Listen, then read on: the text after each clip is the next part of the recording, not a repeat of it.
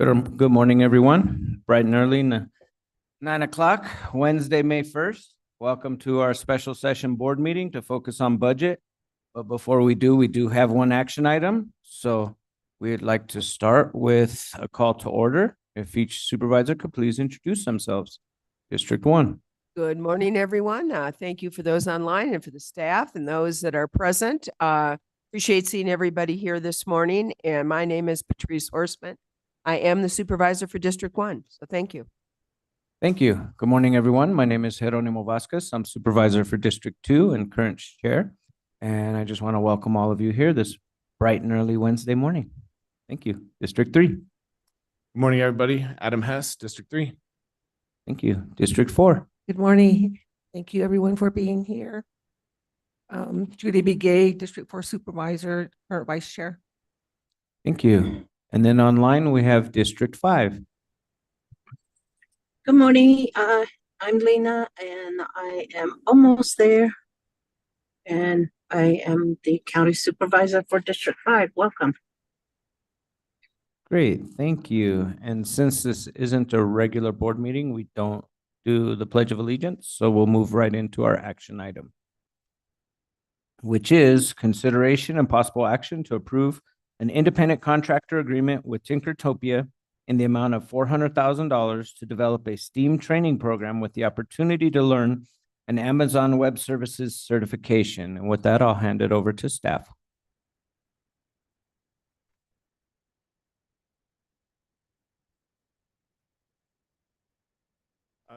Mr. Chair, members of the board, Steve Prue, County Manager. Billy Francis from the Workforce Investment Board is going to be presenting the specific items. And then we want to make sure that we call on County Attorney's Office to make a comment on the approval language that needs to take place for this item to be forwarded. Thank you.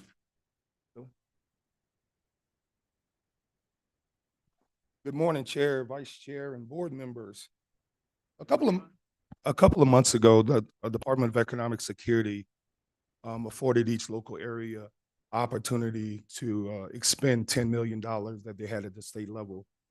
In Coconino County, what we did was we went out into the community and we identified some opportunities that maybe could serve our community and bring some of that funding into our local area. We sent proposals to the Department of Economic Security in which Tinkertopia was one of the programs that was identified and was provided funding of $400,000. We believe that that program coming into Coconino County will be an excellent opportunity for the youth of Coconino County.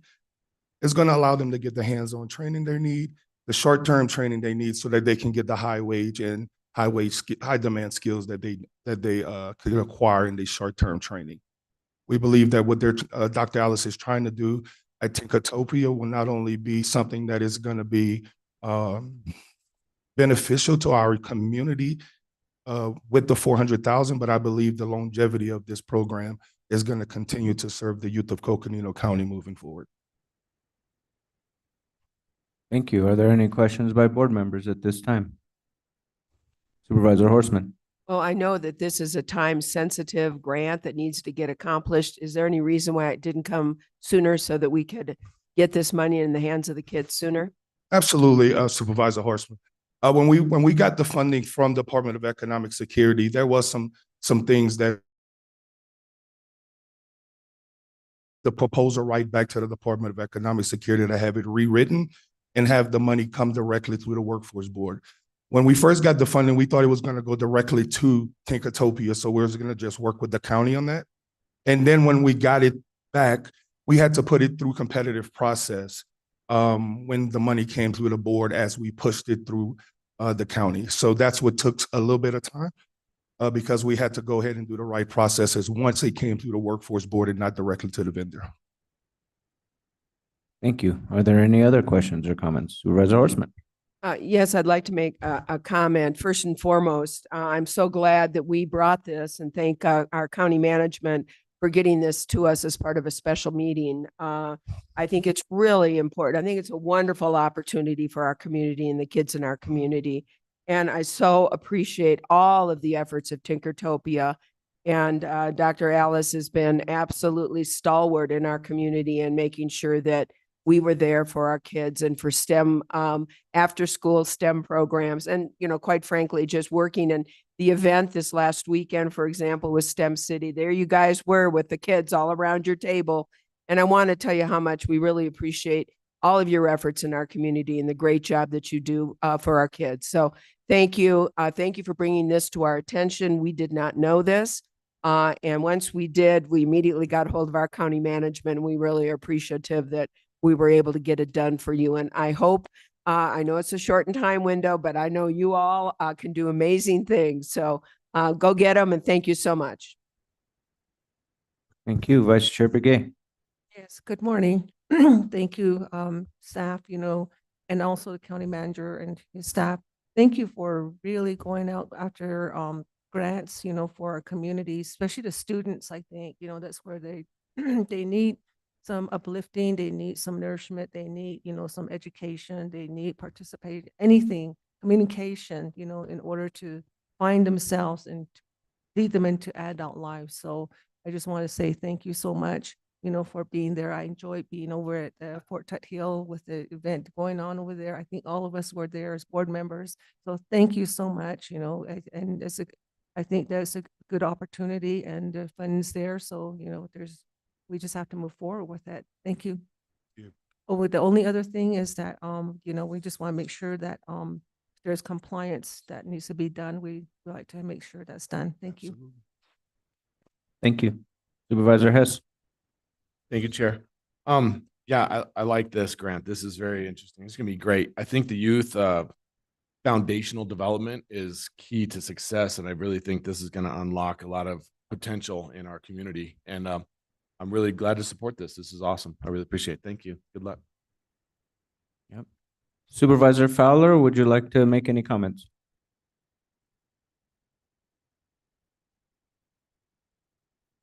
All right, in that case, I'll make my comments and maybe she wants to make, oh, do you have some comments, Ms. Mosher?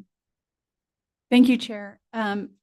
We are recognizing the importance of this program and to bring these types of initiatives to Coconino County. But given the short review timeframe for this item, it has not yet been approved by legal or by risk management. So we're proposing a slight amendment to your proposed motion and asking that the board consider doing a conditional approval of this item, which would essentially approve the expenditure of the money while we work out the contract instrument. If I have a question. Yes, Supervisor Horst.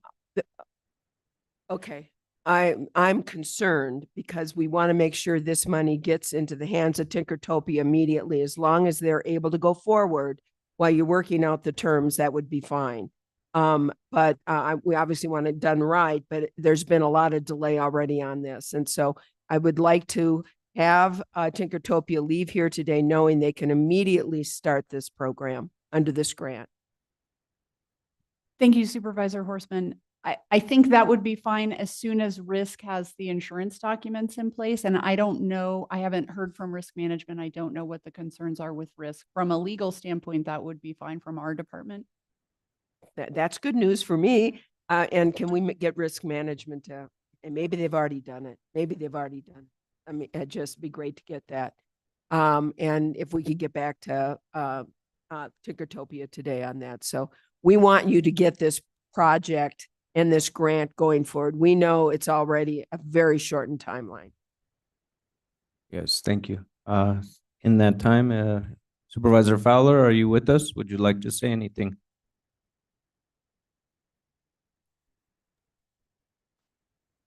No? Okay, in that case, I'd just like to say that I'm really, oh, is she on? No. Oh, well, Going like this. well, let me say my first things first and I'll pass it over. I know. All right. Well, I just want to say I'm really glad that we were able to expedite this. I know there was some confusion there, but this is a key program and 2 weeks is a long time to lose when you only have 8 weeks to implement a program. So I'm really pleased that we're able to expedite it and want to reiterate what Supervisor Horstman said is that if we can make sure that we get all the legal stuff done today so that Tinkertopia can get moving ASAP. Thank you. Vice Chair Begay. And I guess we will just need a verbiage as to how we're gonna be approving this item. I would just add contingent on legal and risk management approval to the proposed motion. Okay, thank you. Supervisor Horseman. Yes, I would at this time make a motion to approve the independent contractor agreement subject to revisions and legal review with Tinkertopia in the amount of $400,000 to develop a STEAM training program with the opportunity to earn an Amazon Web Service certification, and that this legal review and risk management review be done immediately so that the funds are released immediately. Thank you. We have a motion by Supervisor Horseman. Do we have a second? I'll second. Second by Supervisor Hess. All those in favor, please indicate by saying aye. Aye.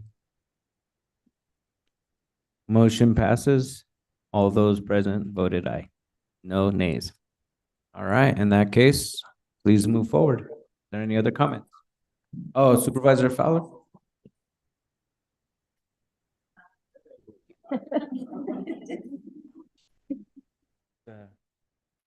Oh, yes.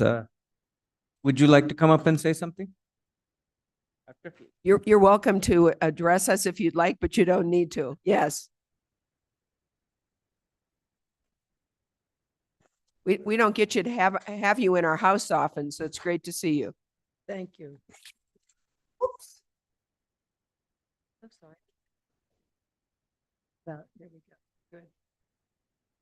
Well, thank you for having me. I'm Dr. Alice Christie. I'm the founder of Tinkertopia. We've been around for 6 years and have had over 35,000 folks come to Tinkertopia in that period of time. I love this community. I love giving back to this community, and I'm so happy that you've approved this today. The timeline is short, but I'm a very dedicated, passionate person. And if anybody can make it happen, that would be me and my team. And so as soon as we can figure out the legal details that were part of the amendment, I will proceed immediately. So thank you for your vote of confidence. Thank you, Dr. Alice. Appreciate it. Thank you. Appreciate your time here. All right, next discussion item, number 2, discussion regarding Coconino County fiscal year 2025 budget, including fiscal year 2025 budget assumptions, department increment requests, and budget allocations. And with that, I'll hand it over to our county manager's office.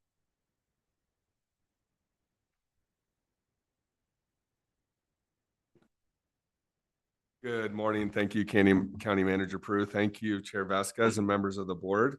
We are here today to discuss continued discussion of our budget, FY25 budget process, and working through our budget decisions to be made for fiscal year 2025.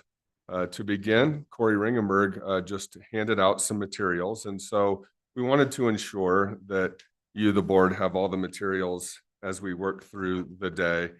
And then quickly with those materials, Siri, I'll let you explain what's in and then Erica Philpott is also providing materials on compensation. We know that it's a lot of additional paperwork, but hopefully this will also bring some clarity so we have everything in front of us as we work through the day.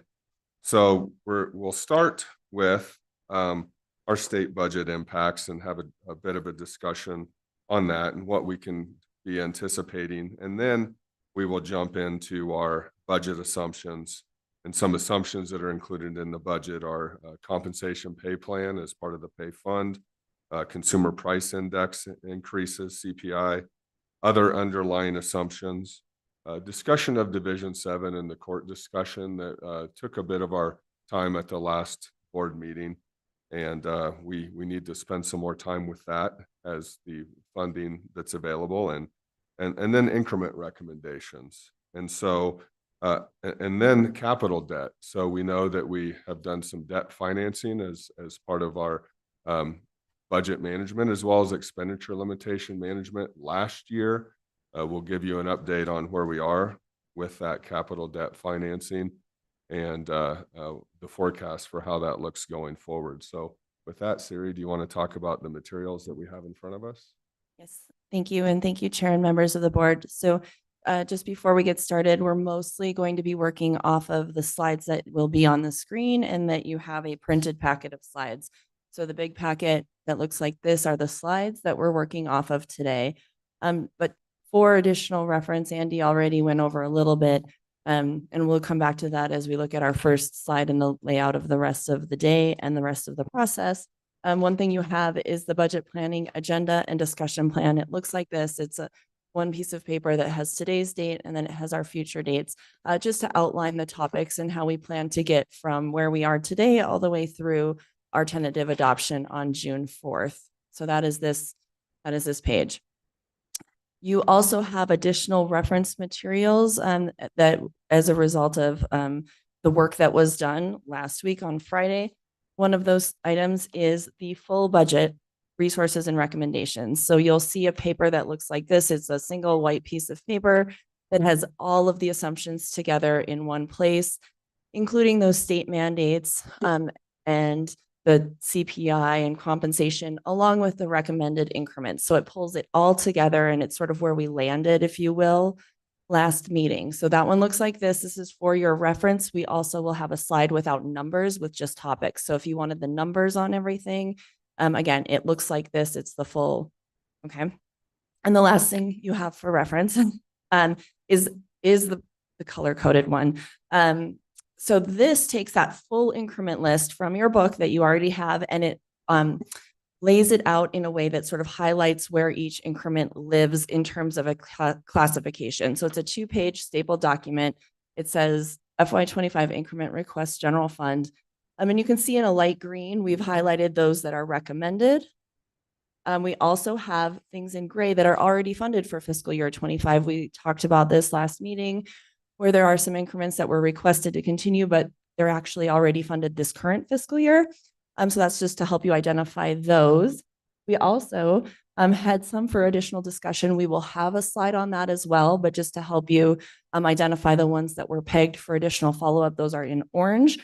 I really hope no one is colorblind. And then in kind of a salmon, we have, all right, I know I was thinking of that. So in kind of a salmon, we had pegged some for fiscal year 26 discussion. So those are also highlighted for you. And then in darker green, we have a partial funding, and one of the follow-up items was on the sheriff's office. So we'll talk a little bit more in depth in that when we get to it. But this is just to help you navigate sort of the status of the increments in a color reference format. Chair, can I a question real quick? Yes, Supervisor Horstman. And I was trying to make sense of this weekend and looking through the documents we had. So thank you. I really appreciate these additional documents that hopefully kind of make it easier for us to ferret our way through. I did have a question though that came up, and maybe it's in here, and that is, some of our departments have fee funds, and have we been looking at those? Because I think that's obviously something we need to take a look at for when we look at the departments and monies available. Yes, thank you, Supervisor and Chair and board members. So we can definitely get you a more consolidated report. The fee fund, all fund balances in what special revenue funds are presented in the department materials in the large book. In summary, you have a 5-year history. We can absolutely pull that together in one consolidated look for you, for sure. And so with that, I will turn it back over to Andy to talk about the process a little bit more. Thank you, Siri. And also Erica Phil-Potter, Human Resources Director, handed out per request.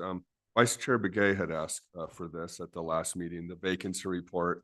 And at some point, if you would like, when we get to the compensation discussion, we can talk a bit about the vacancy report by department and how it's looking.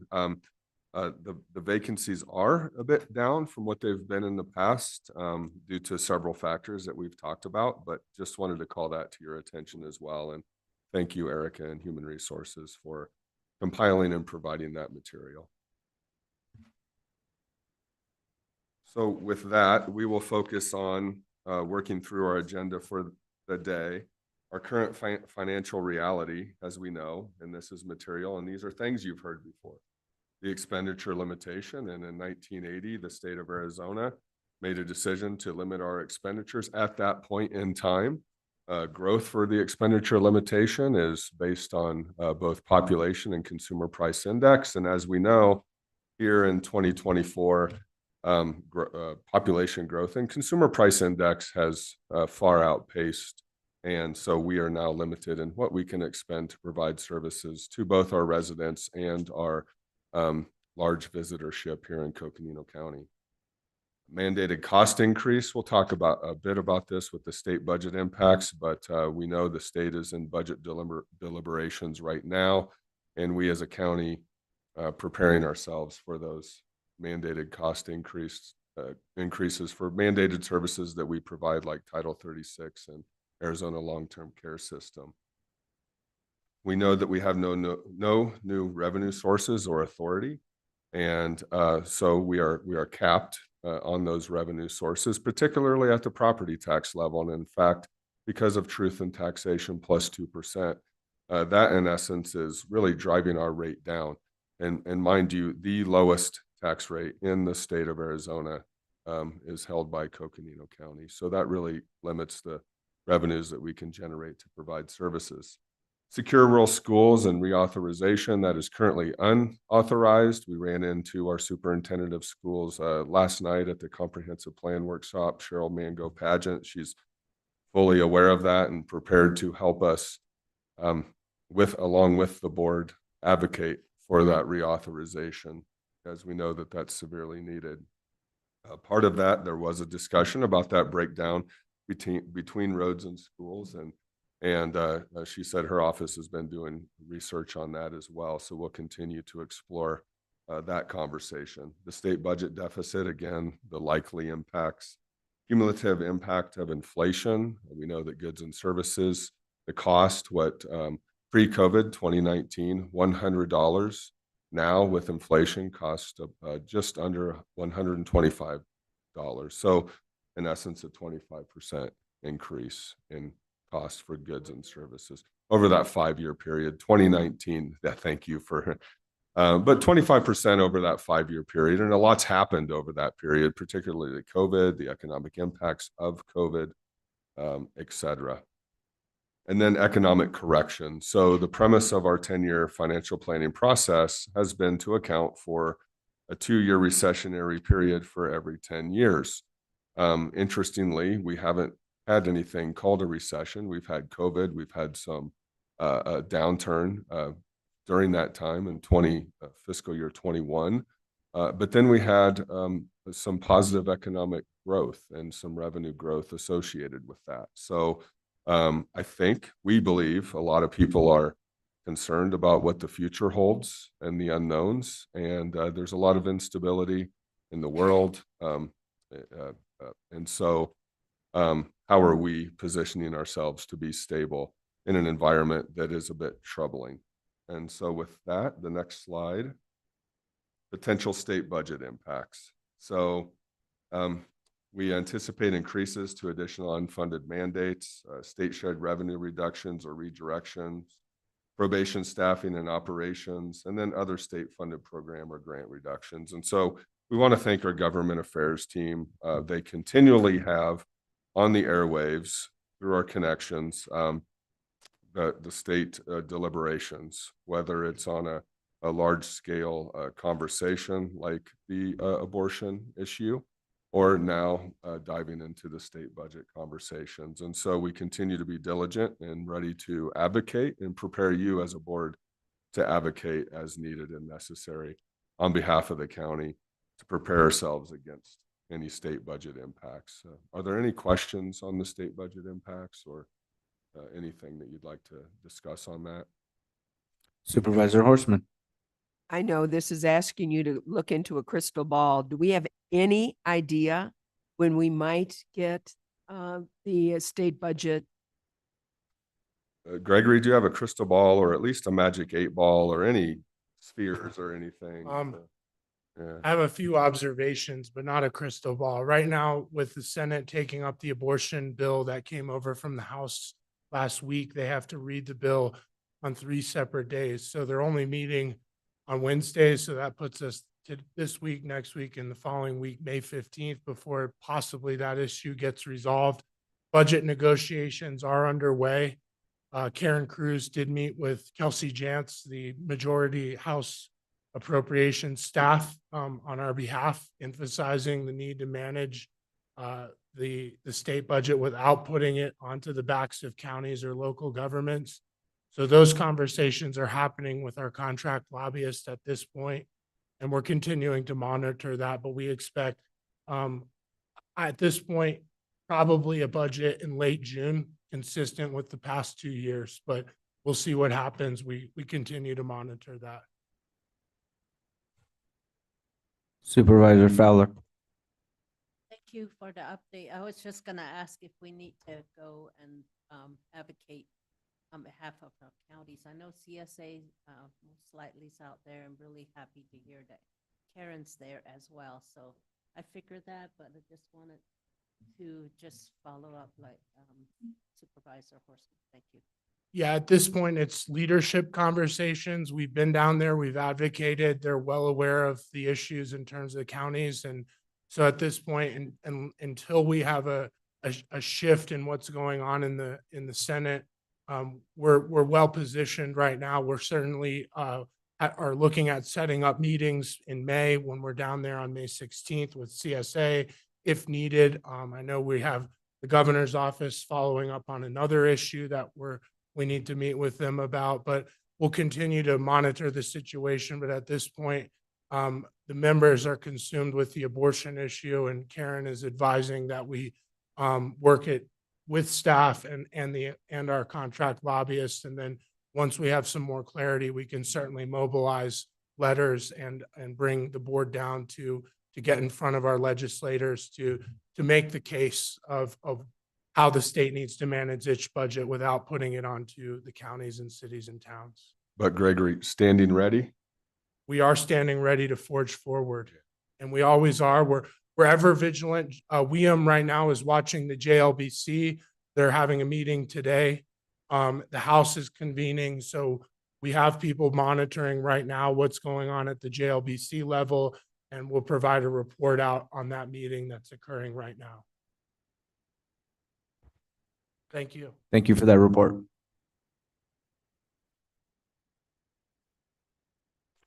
Okay, if no other questions on the state budget impacts, as we'll continue to monitor. Next slide, Siri.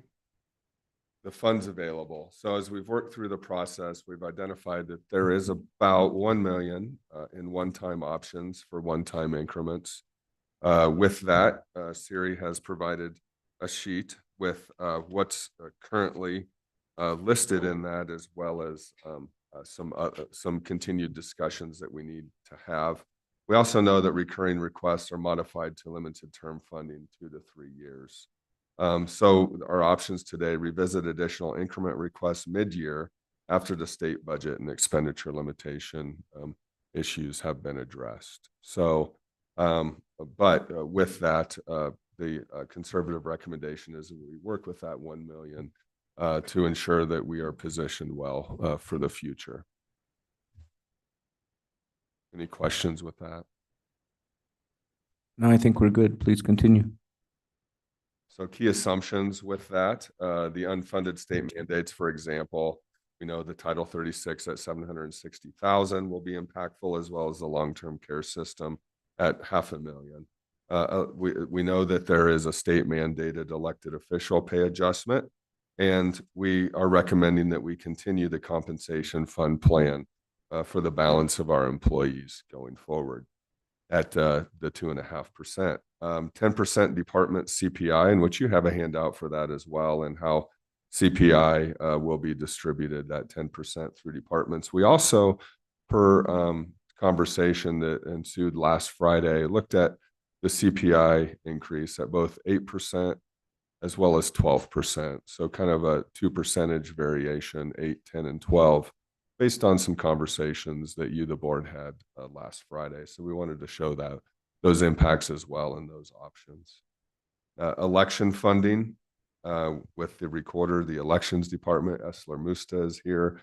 We know that it's going to be a very large election year. We know that Esler and team will lead us through that. And as we always do with Coconino County, it's going to be a very large ballot this year. And so we'll continue to prepare for that. We also looked at extending the flood control district loan period. As we know, again, why do we have emergency reserve? Why do we have fund balance? Because we have the experience of experiencing emergencies here in Coconino County, for better, for worse. And so that loan balance of 15 million with the flood control district is a topic of discussion. I believe all the special districts we're on board to have May 14th and 15th. And so we can have more of that discussion. And Supervisor Horseman, it looked like you may have had a question. Didn't we extend the flood control district loan period, repayment period? Yes, thank you, Supervisor and Chair, members of the board. Everything on here just will correlate to a slide coming up. So we'll sort of systematically walk through each of these as we move forward. So yes, that is the recommendation. And so this is the recommendation side, and we'll get into a little bit more detail on a future slide, but you are correct that is the plan right now. Thank you, Siri. And Lucinda Andriana is with us as well.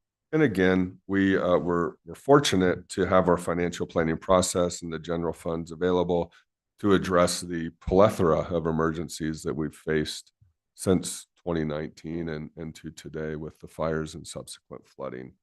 The expenditure limitation, education, funding available for that. And that's going to be a very large effort for all of us getting out in our communities and educating our communities as to the impacts of the expenditure limitation. And then the FY24 overfills with FTEs. Siri will be addressing that as well in the future discussions.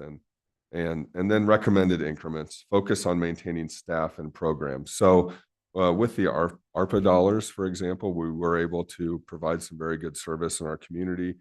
There's some continuation of those programs in the recommendation, as well as some of those short-term staffing decisions that we made in carrying those programs into the long term. So, and then of course we have the flood control district, as well as the emergency operations center, emergency management facility, and other capital. And this ensures that we have a permanent and functional emergency operations center going forward, which we have a lot of experience with emergency operations and emergency operations center, but the center has moved depending on where there has been space available. And we've been fortunate to make do, but this really provides us a permanent place to be as we manage through our emergencies. And Wes and Tim are here today as well. Siri? So thank you, Andy, and Chair and members of the board. So just a little bit extra before we move forward, again, just to lay out the day. What you're seeing on the slide really correlates to your handout with dollars. This does represent, in effect, the general fund budget assumptions in total. And so what we hope to do to sort of get through today and conclude budget discussions on the general fund side is to walk through each of these items one at a time and talk about the assumptions and just, gauge the comfort level. Is there an adjustment that needs to happen in those items? And so with the exception of course, the first three bullets and the unfunded state mandates and the elected official pay increases, really, we don't have a slide on that. There's not much more to say. Those are in the budget. And so then the next part that we will go to is the third bullet that says continuing the compensation fund plan. And so this is where we will turn it over to Erica, and we have a handful of slides specifically on compensation to facilitate that discussion. And then we'll go into the CPI with a handout on that, et cetera. So again, just sort of laying out the day and the budget assumptions. It's all before you on this slide with this paper. And then now we can sort of dive into those deeper discussions if you're ready. So the first item on the agenda is the compensation plan, and here with us is Erica Philpott, our Human Resources Director. So thank you, Erica. Thanks, Andy. Good morning, Chair Vasquez, members of the board. So of the assumptions that Siri just went over on the last slide, this is the first deep dive. I have a couple slides on compensation to talk about the assumptions that are in the budget and in the 10-year plan. So as we discussed last time I was with you, the What is held as an assumption in the plan is a 2.5% compensation adjustment for staff, which is our placeholder year over year in every year of the 10-year plan, except for the 2-year floating recession. And whenever we do an adjustment for our staff, that relates to a step in the step plans, which for detention support specialist is a 3% step, and for law enforcement steps is a 4% step. And that law enforcement step is both detention and patrol and juvenile detention. So all those areas. And one of the other assumptions that we had brought forward previously was a one-time payment of $500 per employee, contingent upon the expenditure limit outlook, and also contingent upon completion of performance evaluations. And that would be in December of 2024. And then the possibility of evaluating a mid-year compensation adjustment after we look at the expenditure limit. So contingent upon that, knowing that the minimum wage continues to go up and will be going up in January. This slide has been updated. Ask a question. Supervisor Hort. As I recall, probably not correctly, that the 2.5% for the staff, that was part of that XYZ discussion we had with the budget, correct? Yeah. So thank you for that question, Supervisor Horseman. So WXYZ was 2 years ago. Yes. Last year, we did a 25-cent flat with a 2%. And so this year, the placeholder in the 10-year plan is always a 2.5%. And then we can divide that up however the board would like to do that, if part of that would like to be a flat or if all of that would be a percentage. And I actually have a slide on that that illustrates that. But we kind of decided that as our placeholder 2 years ago. Isn't that right? Yes, that's correct. So following WXYZ, we did commit to trying to have 2.5% moving forward in the out years. That's absolutely correct. So on this, and then the performance evaluation funds, I know that we did that last year. That's not something that I kind of feel 2 years ago, we talked about 2.5% going forward. Yes. I don't remember having that same type of commitment to the extent that we could have that commitment for performance evals. That's correct. Okay. And the performance evaluation. So you're correct in that when we discussed WXYZ, we had talked about trying to commit to having a 2.5% in the future years. That was something that we discussed, certainly dependent on budget constraints, something that is an assumption in the 10-year plan that we wanted to try to do. We did not make that commitment to necessarily a one-time payment following performance evaluations. Last year, we did not have any type of payment connected to performance evaluations the way we had with WXYZ. But in this year, we're looking at that possibly as a one-time payment instead of a recurring. And so just offering that as a possibility to consider. So, and I'm just throwing this out as an idea. Because this is such a tight year and everything is depending on that expenditure limit, right? Yes. But what happens if we waited on a performance evaluation one-time payment until after the expenditure limit vote and seeing how that went, and when that expenditure limit, successful expenditure limit campaign was in effect? Yes, Supervisor Horstman, and I believe that we are proposing it in that way because we do want it to be contingent upon the expenditure limit, but also for budgetary purposes. We're interested in knowing if the board even wants to consider that moving forward. Thank you. Great. All right, I have a question. I was curious about the one-time payment in December 24. It says 500 per employee. Is that for all staff, including law enforcement, or all staff that's non-law enforcement, since law enforcement is getting a different kind of compensation plan? Thank you, Chair Vasquez. That's a great question. I believe the way we costed that out was $500 for every single employee, including law enforcement. Great. Thank you for that clarification. Siri nodded, so that was the right answer. All right, so this slide has been updated. I believe Chair Vasquez asked for some updates to this slide. So will look familiar, but not exactly the same as I previously presented it. So it now has additional columns. So when you looked at it previously, it had the 2.5% staff, 3% detention support specialist, 4% law enforcement pay plan steps, which is that center column, but we've added the 2% staff and then the 3% staff columns on this sheet. And you can see by fund with the funds listed on the left, what is the total cost for each of those. So it gives you an idea of how those costs shift when we add 0.5% to the staff. And it shows how that that set rate of the step plan also impacts the overall cost. And then you can see, so those are all recurring costs in those 3 columns. And then on the far right-hand column, the $500 would be a one-time payment. So that's not recurring. That's just a one-time cost. Are there any questions? All right. So So just to clarify the chart, the difference between the 2%, 2.5%, 3% is more or less about $300,000 in each direction. thank you, Chair Vasquez. So you can see for the 2% for staff, the total cost there is just over 2.1 million. And then in the 3%, it's 2.9. So you can see that it's less than 800,000. I see that Andy's going to jump in. Thank you, Erica. And I think, Chair Vasquez, to answer your question, I think what you're seeing is that general fund difference, and it is a $275,000 difference. So you had mentioned 300,000. So $275,000 difference between the 2, 2.5, and 3.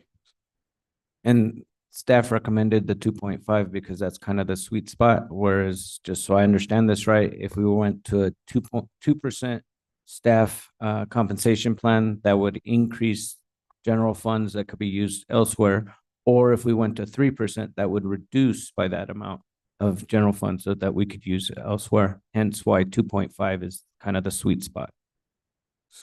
Chair Vasquez, members of the board, and both Siri and Erica and Steve and Sue may correct me if I misspeak, but that 2.5% was really working to incorporate into the assumptions the commitment 2 years ago that we had talked about with the pay plan and going forward.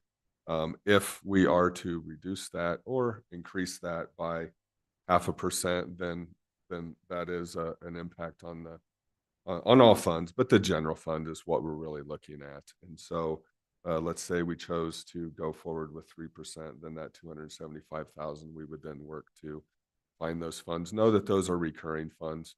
And then really the recommendation to Supervisor Horstman's point was honoring that commitment at the 2.5%. And then based on what happens with many of the factors that are out there, the election, the state level, possibly revisiting mid-year and looking at what the possibilities would be at that point.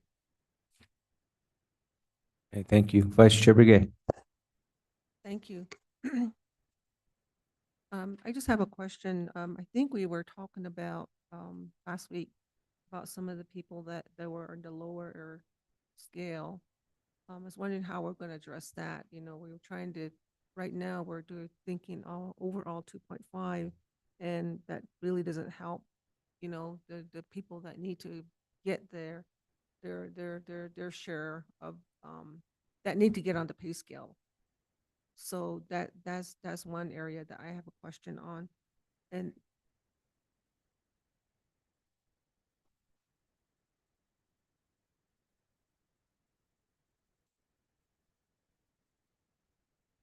so anyway, that's just because we're talking 2.5 now. So where do they fall in on this, you know, to bring them up to their level?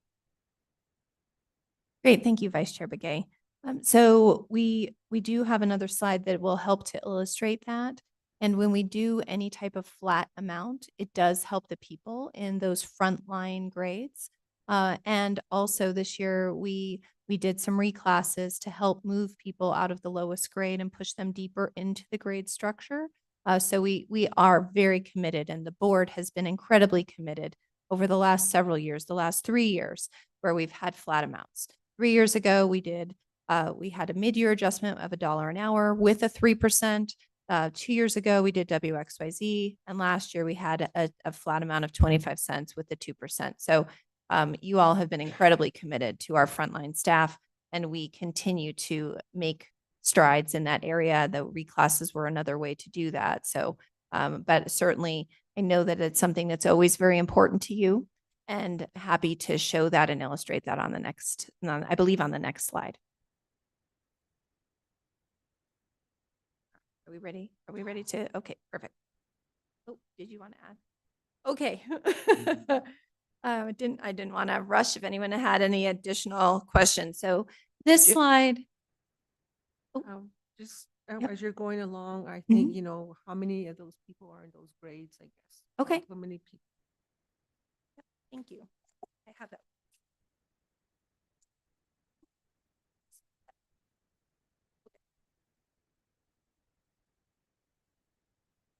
So this slide we changed from the other day. You'll remember on this slide, I think it's easier to read now.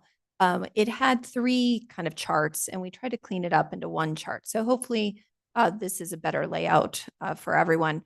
But this is the same data that was presented that day.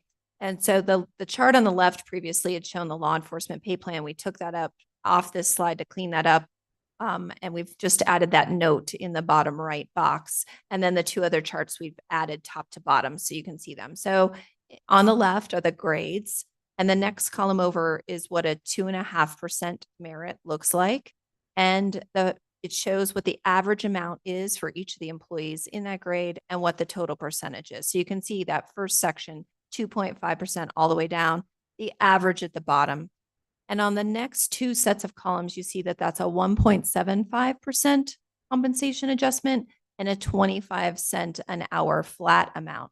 And you can really see how that adjusts that per the grades, where grade 7 is getting 3.1% with that combination, and grade 20 is getting 2.1%.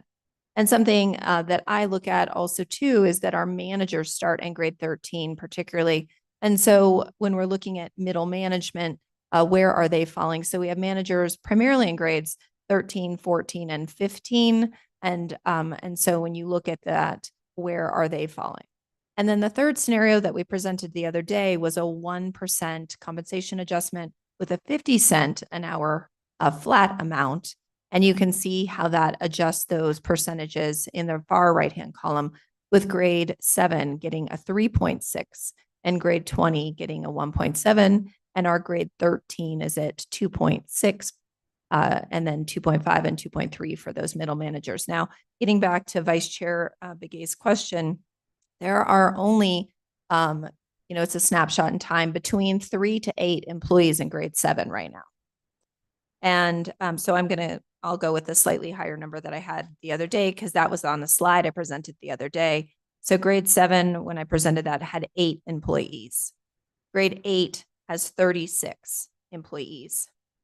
Grade 9 has 93 employees. Grade 10 is our largest grade, and it has 136 employees. Grade 11 has 88 employees. Grade 12 has 84 employees. Grade 13 has 97. Grade 14 has 76. Grade 15 has 33. So we're starting to decrease. Grade 16 has 19. Grade 17 only has 10.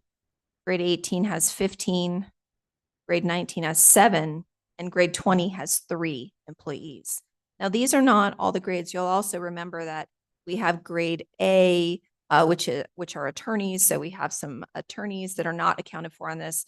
And then all of the people either who are detention support specialists or law enforcement STEP employees are not on this chart because they're in those other STEP programs. Supervisor Horstman. So is it, are these all, like, for example, grade 7 and grade 8, but mostly grade 7, are those full-time employees? Are these part-time employees? Great question. They're regular employees. That does not include temps. Some of them might be part-time. Most of them are full-time. And in grade 7, these people are apprentices. They're HHS apprentices, for example.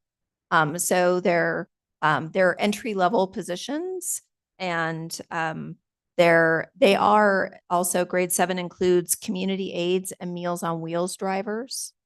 And long-term, we would like to see if we can raise those employees up into grade 8, but there are grant and funding restrictions on them. So you know, when we looked at reclassifying them higher, there were some restrictions that we need to work through before we can do that. Thank you. Please continue. Thank you. I did want to circle back around to WXYZ. We've been talking about that. And I believe there was a question to bring this slide back. This is a slide we had used previously. So this was 2 years ago. We did WXYZ. And so that was a 4-component strategy where a W was an adjustment to pay ranges and individual employees of $2,000 to their annual salary. It also moved their pay ranges that much. And then X was a movement to employees to move them deeper into the ranges without moving the ranges of another $1,750 to their annual salary. And so each employee took their annual salary, they added $3,750 to it. The range moved with them some, but not all of that amount. Then Y was a longevity adjustment based on that chart. And so based on their years of service, their continuous years of service, they received up to another 1%. So if they had 10 years of service or more, they received 1%, and you can see the sliding scale there. And that's how much they received at the beginning of the fiscal year. And then Z was actually after the performance evaluations, everyone who participated in a performance evaluation that September got another 2% for participating in that process, and that was paid out in November. So that was slightly delayed. So WXY all occurred at one time, and Z followed the performance evaluation. And that was 2 years ago. Andy? Chair Vasquez, members of the board, and thank you, Erica, and thank you, Steve and Sue. I will have to say from my personal experience, this was at a time that I was transitioning back to Coconino County. And from my experience in working with a couple of different organizations locally, this occurred at a time when it was really needed and really helped put us in a position that we're in now. It didn't correct the problem, so to speak, but it certainly helped us position to start addressing the issues that we had with vacancies, turnover, et cetera. So there is a correlation with this act that you see with vacancies and turnover. Yeah, Supervisor Horst.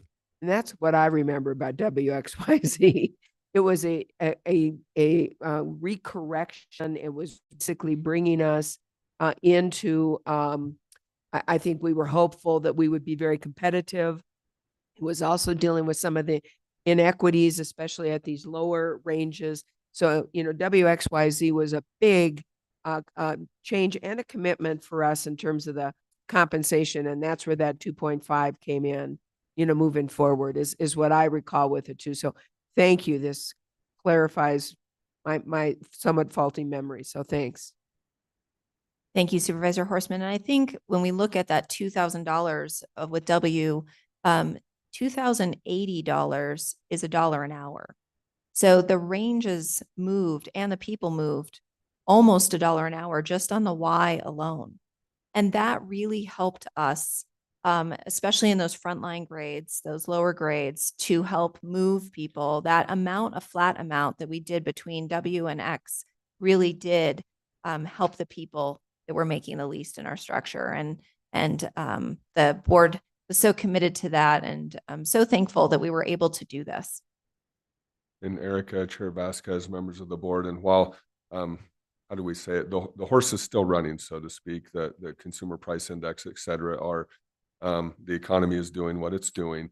But now we know that our partners / competitors in the workforce environment are really looking to work on some of those pay plan structures that they need to address. And this really gave us an opportunity to begin that early. There was a lot of foresight with that, with county management at the time. And so it really helped us position again, a lot of factors at play, but this helped us position to be where we are today with the comp plan establishment, et cetera. So thank you. Any other questions or comments at this? Vice Chair Brigade. Comment. Under Z, you're saying that only the people that want to participate took advantage of this. Is that the way it is, or did you have everybody do it? Thank you, Vice Chair Begay. We had a 99% completion rate. based on that year, or that we had a pause on performance evaluations for a couple years. There was a lot going on, and we had put a pause on those, and some departments continued to do them, but we wanted to really recognize just through the pandemic how much was changing, how the pace of work, and really allow people to focus on service. And so we had paused, and so we were getting back to evaluations, and really wanted to encourage everyone to participate. And we did see that happen. It was very exciting to be able to also follow up on that with that 2%. But we did keep track, and employees did do them. And really the employees that we saw who didn't, that kind of 1% that didn't, they were about to retire. They were, maybe they were leaving anyway. And so, but really everyone participated. Okay. I just want to say that, with all the organizations that I worked with, we did this every single year. Every single year we had to do it and take care of it. And some people were not given raises because of their evaluation, because they didn't come through with it and stuff like that. So I think it really helps an organization to do these performance evaluations, and then that's that they can get a raise, and or they don't get a raise, or they wait till they get the raise. I mean the deficiencies cleaned up or whatever. So that is, I'm glad that you guys we're back on track then, at 99%. So that's good. So otherwise, that's the only question I had. Thank you, Vice Chair Begay. And as a person who loves performance evaluations, that's kind of an HR, passion. I was excited to get back to those, and really to have employees have those conversations about them, about their career growth, where they're headed, not just about the tasks that are emergent or literally on fire in some cases, because we're so good at emergencies and so good at pivoting, that to pause and take time to talk about an employee's career growth, where we're headed together, is so key to who we are in our collaboration too. So I couldn't agree more. This slide is again from last time. I didn't know if you would need it. It seems to be one of our favorite slides year over year. So this is the take-home pay table that just shows the increase in the medical particularly, and shows that difference in pay year over year. So I didn't know if you needed this for reference, so I wanted it to be in the deck in case you did. This is what we did last year. And I thought this, since we were bringing back the WXYZ slide and to refresh our memory, that this would be helpful as well. And so last year we did the 25-cent flat with the 2% adjustment. And we can see this is similar to that other table, although we did include a couple of the other grades here. You can see what the percentage was for each. And with rounding, the average on the bottom right-hand side shows that overall this was a 2.8. So, and then there's that note that the law enforcement average is 3.9 between the 3% for DSSs and the 4% for everyone else. But you can really see how it laid out last year and what we did last year for staff, in case that's helpful. And that's all I have for compensation. So if you have any other questions for me, or if you're ready to head into CPI. Are there any questions about the compensation packages proposed? Supervisor Horseman.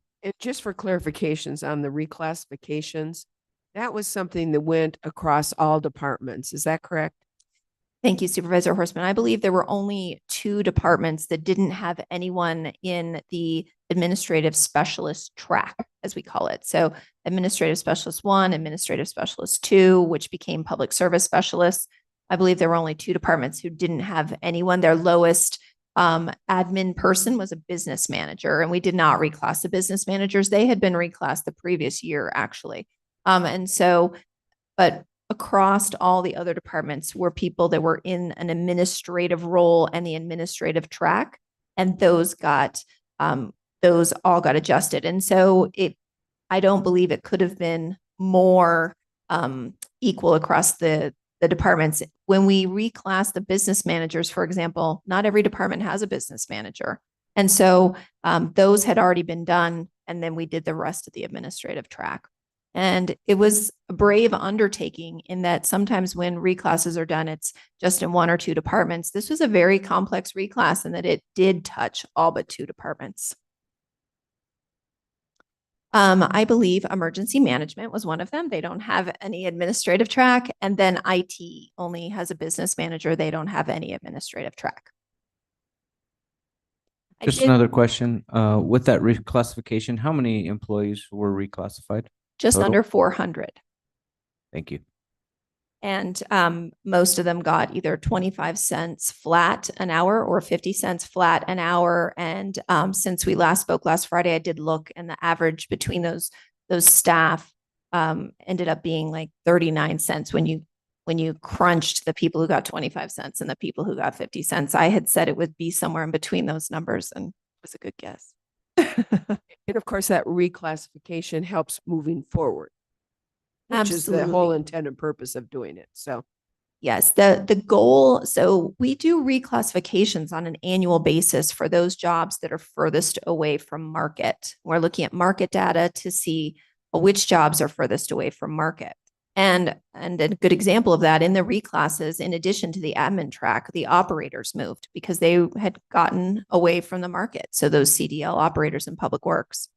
And the other goal of the reclasses this year was to get not just our administrative track in line with market, but to make sure that we did not have roughly 200 employees in our two lowest grades, and to move those employees deeper into the grade structure, which helps with recruiting, and it also helps with minimum wage.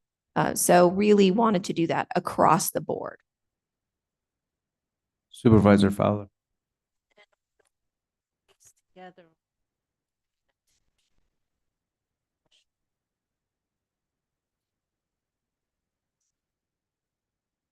Yes, Supervisor Fowler, thank you. Yes, we've had compression issues in the past, and we've worked really hard to address those. And it's something that we take very seriously with your leadership. If we have compression now, we have compression in grade 10. Grade 10 has the most employees in it right now. And so there's always going to be one grade that has more employees, that has the most employees. But we did shift people from grades 7, 8, and 9. Not all of them ended up in grade 10, but we do have more employees in grade 10, certainly than we did previously. And so we're really looking at that. But we were so careful in working with every single department to identify any compression or inequities that would be caused by moving this whole track. We worked with every single department director, elected official, their business managers, their deputies, and made sure, and we're so thoughtful in that. So could some compression have occurred? Absolutely. Were we really mindful of that to prevent that wherever we could? Absolutely. But thank you for mentioning that, because it is something really important to me. If it's okay, Chair, may I just talk about the vacancy report handout for 1 minute, or do you have another question? Yeah, I just had another question. I know you said that the 400 folks have been reclassified. Which grades were they reclassified to? Like the breakdown? Yep. I think I have some of that here. Erica, Yes. Chair, what you're getting that material, Okay, Chair great, thank you. Vasquez, Supervisor Fowler, members of the board, and compression. I would add to that compression, if there is compression in our grade system, it occurs at a more desirable place than where we had it. The Flagstaff minimum wage dynamic has certainly created compression in our frontline grades, and we really work to address that, to work that through our pay structure. So if there is compression, and we're very cognizant of it, it's further along in the range than where it was previously. Thank you. Thank you. Thanks, Andy, for giving me a chance to get my hand up. So I don't have the exact location of where everything went. Some people went up 1 grade, some people went up 2. Some of the people in grade 7 did go to grade 8, but a lot of the people in grade 7 did go up to grade 9. So for comparison, this might be helpful. So in FY24, there were 86 people in grade 7. And again, that's a snapshot in time that there were time where there were numbers where that was closer to 90. So we went from 86 to 8. And grade 8 had 100 people. Grade 9 had 104 people. And grade 10 only had 70 people. And now grade 10 is our largest grade. So you can really see that shift. Now that some people might have shifted into grade 11, but really when I look at grade 11, it held really steady. We only went up. There was a net change of 2. And so, but depending on when people are coming and going and promoting and leaving, that is also in these numbers because it's a snapshot. But really, almost all of the reclasses happened below grade 11. Thank you. That's what I was looking for. It's just basically where the reclasses higher up in administration, lower down in administration. And so that answers my question. Thank you. Okay. Yes, thank you. So I just want to take one more second and talk about this vacancy report that Vice Chair Begay had asked for. Has an effective date of yesterday because as I've been alluding to, everything is a snapshot in time. A lot of these jobs are currently being recruited for. And so when we say currently recruited on, and that's the handout I gave this morning, that's 2 pages double-sided. When it says currently recruiting, that could mean it's posted right now. That could mean it just closed and we're reviewing the applications. That could mean it's being interviewed. The references are being checked. So that's an array of time. And in IT, for example, they have been doing so many. They have 2 positions that are open right now, and they interviewed for both of them this week. So getting toward the end of that recruiting. Also, if a position, yep. I have a quick question. With currently recruiting, what's the difference between that and a position that says it's been open since? If you just mentioned that currently recruiting, it means posted. Aren't these other jobs also posted? Thank you, Chair Vasquez. So no, they're not all. So let's look at adult probation. That's a great question. So on the first page on adult probation, they have the probation officer assistant, and they're currently recruiting for that. So somewhere in the recruitment process. They have the lead probation officer, which they are also currently recruiting for. They have a program coordinator, and they are not currently recruiting for that position. And I don't know off the top of my head, they might have been recruiting for it a month ago and didn't get anyone and are focusing on these other recruitments, or maybe they haven't. I don't know that. But there's one position and it's been open since 2 of 22. The probation officer 2, there's one position and it's been open since 3 of 21. So some of these things in adult probation face funding issues. And sometimes they hold positions in adult probation is great at doing this. They will hold positions if the state budget is uncertain too, or if they don't know if they're going to have funding or capacity. And so with these vacancies in adult probation, some of these that have been open for longer might not have a funding source that they are able to rely upon at the moment. Their surveillance officer is a position. They have one surveillance officer that's open, and it's been open for less than 1 year. So if anything was open for less than 1 year, I just put that. That could mean last week. That could mean 11 months ago. But we were really looking, I believe Vice Chair Begay's question was to really see which positions had been open the longest. Andy, did you want to add to that? Thank you, Erica. And then, looking at community development as well, code enforcement officer currently recruiting, been currently recruiting for quite some time. That is a difficult position to fill. It historically has been. But we also know we need that position, particularly as we look at enforcement of short-term rentals, et cetera. Another one is a plans examiner, for example. One position open less than 1 year. I know Jay Christelman, our community development director, was at a code meeting where all of the building code officials get together and talk about going forward and revisions to the building code. And we've even reached out to our interim public management groups about helping us fill those positions because they're really hard to fill. They take, as Sue would say in SMS, a subject matter expert, SME. And so with those subject matter experts, there's high demand and high competition. Again, that's where our partners become our competitors. And so how do we work to get those positions online? That made Chair. Supervisor Horstman first, and then we'll have Siri. One of the this is the landscape that's going to be changing. And we're seeing that right now just with the state of Arizona talking about hiring freeze, or maybe they implemented a hiring freeze. So we're going to see more and more of that going on. And so some of these positions, they're going to look really good. Thank you. Go ahead, Siri. Thank you, Chair. And just a little bit of extra information for that, exactly as what Erica said. She was kind enough to share the report as it was being developed. And we did do a review for any kind of serial vacancies in the general fund, and we did not find any. So truly those that where we're seeing those dates that are longer are going to be related to a funding source where maybe the position was approved, but it's just not currently funded, but they're holding it pending a grant application or, funding in the future. Great, thank you. So Chair Vasquez, I mentioned the other day, our vacancy rate across the organization is 16.2%. And I also mentioned a couple departments that have a particularly high vacancy rate. And clerk of the court is one of those. And I know Clerk Wyant was here the other day, and she is at 34%. So when we look at the middle of this first page and look at that clerk of Superior Court, those vacancies, that's 34% of her staff. Juvenile is at 23% overall. But what's interesting about juvenile is when we look at juvenile detention officers specifically, the officers are our largest vacancy rate in one position at 53.8%. And so, but overall, when you include all of their other staff, they're at 23% overall.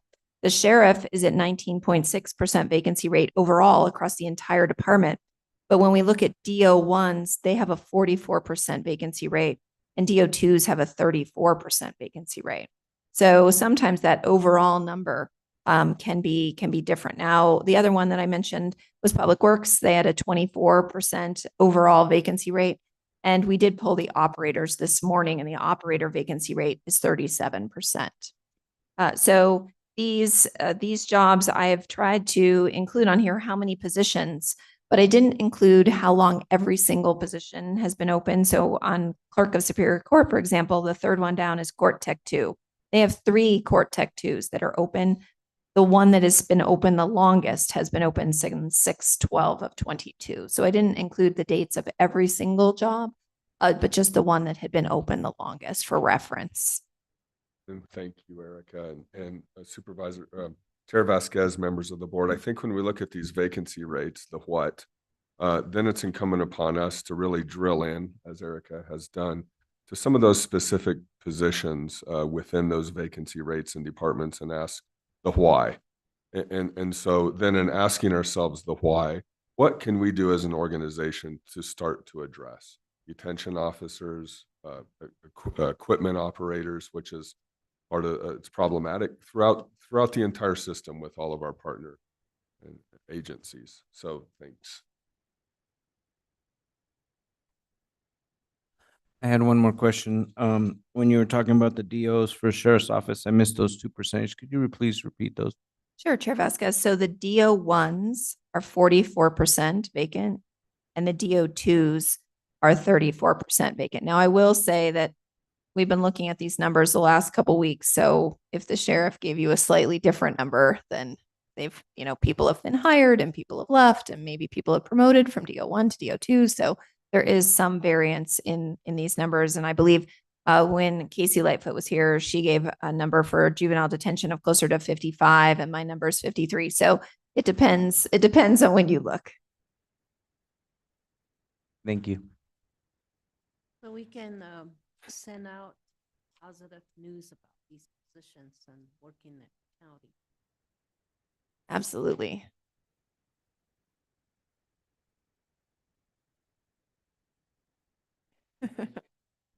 Yes, they're definitely with the state's news that they have changed their hiring strategy to have a hiring cap set at their current rate. They're definitely it is a freeze. It is a freeze, but they're capping to believe based on what I read, and Gregory can correct me if I'm wrong, that based on what their staffing level was last Saturday, it appeared that is their new cap for the time being. So yes, so it is a freeze. So, but if anyone leaves since then they will refill those jobs. So they will still be doing some recruiting, but they won't fill any of those positions in at least the, you know, the short term in the next year or so, until they raise that new cap. And so there is opportunity for people who are looking.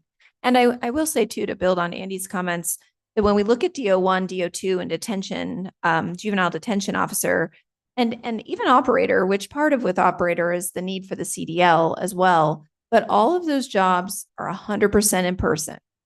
And in the jail, those jobs have shift work. They work evenings, they work nights. And if someone calls in sick, they call someone else in. And those jobs are harder and harder to fill, particularly since the pandemic, where there are a lot of other jobs where there's more flexibility, where people have more of a flexible schedule, where they can work part of the time remotely, possibly. And so we're definitely seeing those jobs that are 100% in person in the field, which is also code enforcement is in the field, that those jobs are getting harder to fill all the time.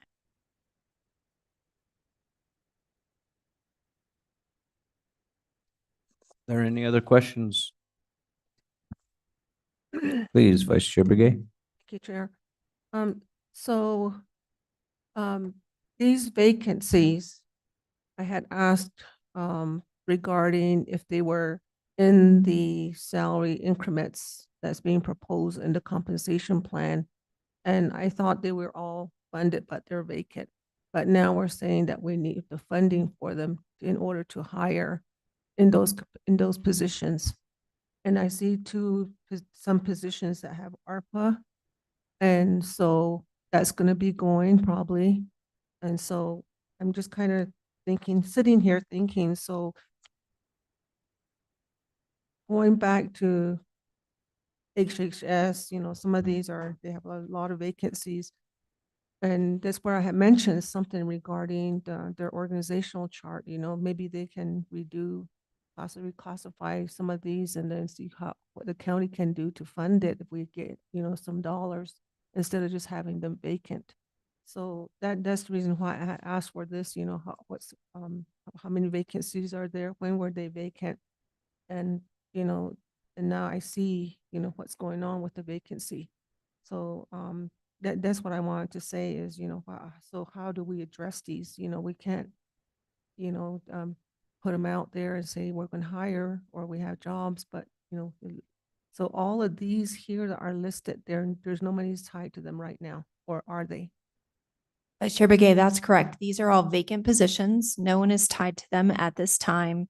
I'd like to just follow up on two things that you mentioned. One is that the ARPA jobs that aren't filled now, that most of the departments aren't working to refill those necessarily because the time is short and it is hard to get someone to join a job that's for a very short time. So we're seeing fewer and fewer of the ARPA jobs being recruited if they've been open. And that is something certainly that is impacting the clerk of Superior Court a little bit as well, because she's going to fill her regular positions before her ARPA positions. And so she does not have those posted. And you can see that very few of them are posted. The other thing I want to just follow up on what you said, which is so important, Vice Chair, is that when a department comes to us and says, you know, we've really seen a shift in our clients and our customers and the service needs, we want to take this position and maybe this other position and change what we're doing. We work with them. We work with finance and we work with them to see what is budget neutral, what's capable, and we work to reorganize their departments. So we are doing that continually throughout the year. If a department comes to us and says, we have this position, we're seeing a greater need over here with this other, how can we change that? How can we make this title into a different title? How can we move this into a different division? How can we consolidate a position, two lower positions into a slightly higher position?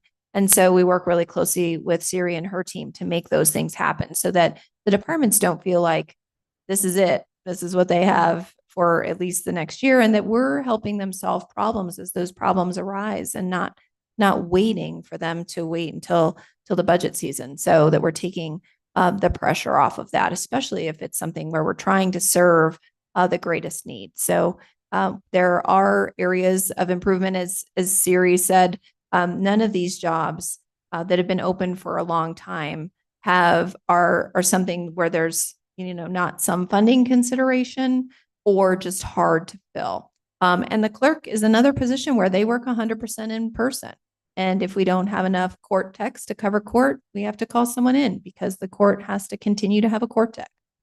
So definitely working with them and working hard to identify what are the unique pressures and needs on each recruitment, on each position, on each department to really understand how we can work with them to help them get the best outcome.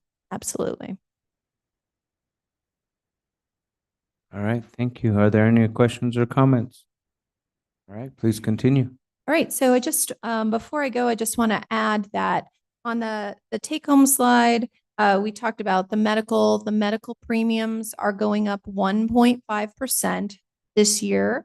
There's no change to the dental premiums, no change to the vision premiums. And so 1.5% of the medical premium is the increase. So depending on which plan they have, that could be going up. If they're on family buy-up, it's going up $137.76 per year. So that's something that historically all of you have asked me. We've talked about how do we keep employees whole. And so just wanted to make sure that I didn't fail to mention that today, that the medical is going up that 1.5. And 1.5 is a great premium increase, really. I mean, when you Google that right now, you're going to get a number that's 6, 7, 8% as the national average, depending on your source. And originally, the trust was looking at having higher premiums than that. The trust had reserves and used those reserves to buy down the premium this year because of the tough inflationary year that employees have had. And so the trust used their reserves to buy down that premium.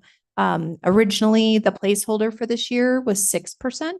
The consultant came in and said, you're going to have to do 3%. And the trust bought that down to 1.5% increase for medical premiums this year.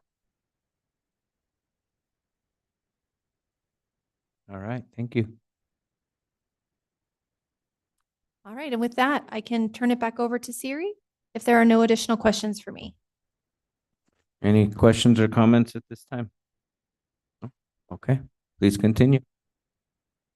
Thank you, Erica, and thank you for that compensation conversation. Sorry, Supervisor Horseman. No, go ahead and finish your comments, but just Yeah. want to say as soon as you're done, we do want to take a bio break. So with that, and hold on, Erica, just want to be sure that, are there any other conversations that you want to have regarding the compensation discussion and the recommendation from staff going forward? Supervisor Horseman. I really appreciate the additions today. They answered my questions, and at this point, I have no further questions. So thank you very much for your additional work. I really appreciate it. Thank you. Any other comments or questions? All right, I think we're good for the moment, and then we'll probably end up coming back to that conversation, but I think for now we're good. Thank you, Chair Vasquez and members of the board. So with that, then if we need a bio break, let's maybe go ahead and do that before we get into our consumer price index discussion. 5 minutes enough, or do we need 10? 10 minutes? Okay, we'll come back at 10:35. Thank you, everyone.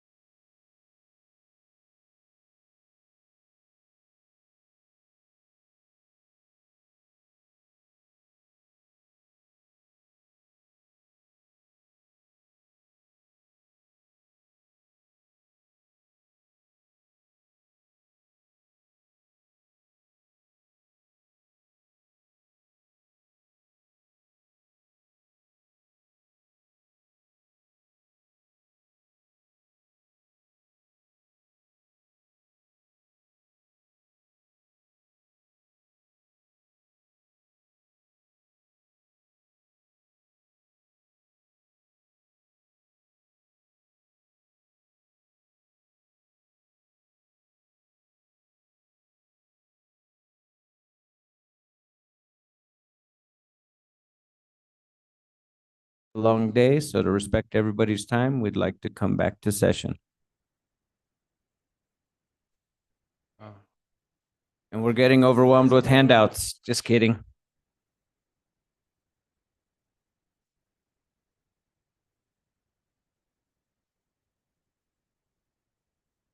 All right, thank you, everyone. We stopped the conversation at CPI information, so we're ready to continue forward.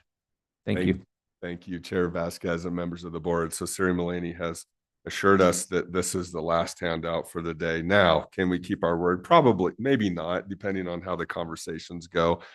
But we have our CPI options by department. And what we heard from you as a board was on Friday that there's the 10% that's in the assumptions. Let's look at what 8% looks like.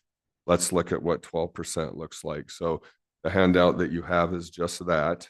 And you see the financial differences just on this slide that's up on the screen and the differences in funding needed for each of those percentages. Another thing that we noted, you as a board wanted to see how does the 10% CPI impact the increment request? That's a bit more difficult to address, but in a slide or a handout, because the CPI is not going to be able to address a position request, right? So if there's a new position request, it's just not. But if you look at facilities as such a good example, the operating CPI for utilities, snow removal, we believe that facilities would then be able to address those increasing costs associated with the cost of doing business for utilities, utilize that CPI to manage their budget and meet the demands of those cost increases. And so it's kind of different across the board because, as we've learned, each department is so different in how they operate, where facilities is going to be paying a very large utility cost, for example.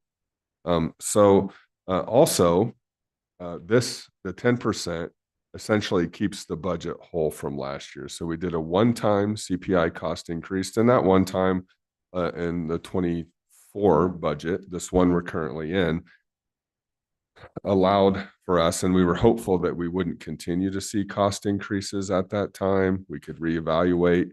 Well, we have seen cost increases with CPI.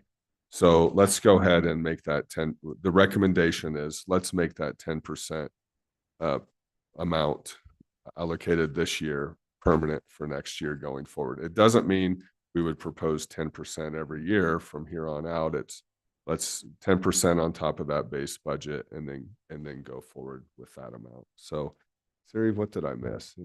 Any questions from the board?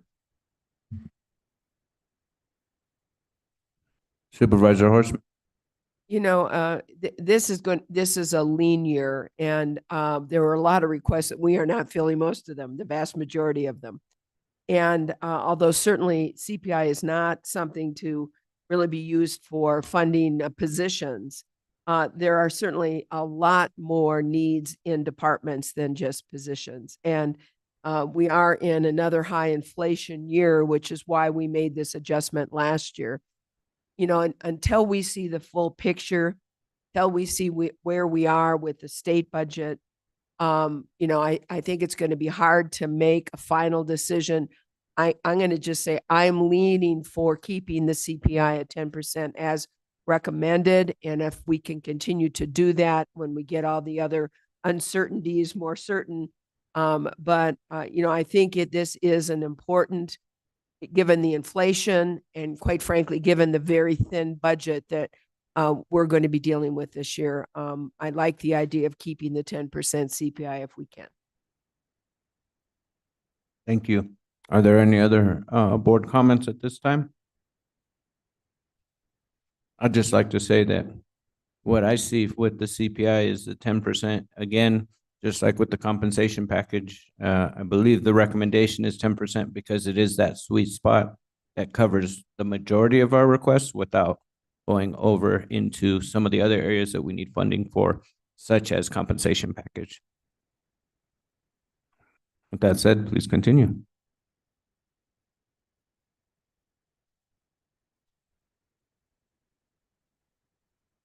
Thank you, Chair Vasquez, members of the board. So moving along from CPI, the next discussion point, and we are definitely working through our agenda. So thank you for that. We've talked about the state budget impacts. We've talked about compensation, CPI, and now we are on other underlying assumptions. So with that, Siri. Yes, thank you, Chair, and thank you, members of the board. So also cross-referencing not only to your agenda, but again, to sort of that full budget picture with the numbers on it. We're working through in the same order. So we've reached the fourth line on there, really fourth, fifth, sixth, seventh, and eighth lines, where these were some underlying assumptions that were also included originally before we got to the $1 million of other recommendations. So the first one being those elections and voter outreach increment requests. They were on your increment summary. They are highlighted as funded in terms of being one of the underlying recommendations based on our mandatory obligation or our statutory obligation, as well as our desire to run, elections for our communities. The next one that was an underlying assumption is just a reminder back to last year. We had a few FTE requests that we actually didn't fund in the fiscal year 24 budget. We said, back and very related to the vacancy discussion, we said, with the request for 2 deputies, for example, at the time we had some vacant deputies and we had some throughout the year. And so the recommendation was get the deputies up to fully staffed, right? Fill your vacancies.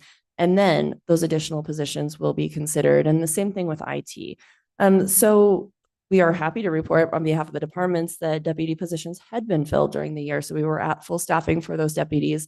So just in adhering to that commitment, starting in fiscal year 25, the sheriff's office will be funded for 2 additional staff people based on our discussions in 24.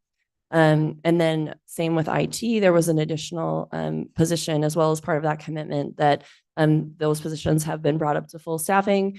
And so we have added these as part of the underlying assumptions into the budget before, again, any discussion of the million, because they were part of the 24 recommendation pending vacancies being filled. So that is just to point out, especially as we go into one of the follow-up discussions, one of the things that we will be following up on is the recommendations related to the sheriff's office.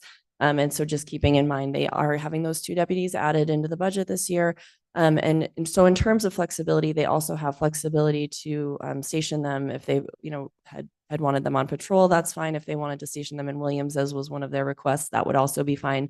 The department has discretion of how to apply those 2 deputy positions to the organizational structure. The next one is the expenditure limit education. And again, this is one more that we are just sort of checking off in terms of we want, full transparency of what's been added to the budget for expenditure purposes. But we do have an expenditure limit question on the ballot, and it does take education to the voters in order to get out into the community and educate on what that item is. And so we do have a budget placeholder as well for that.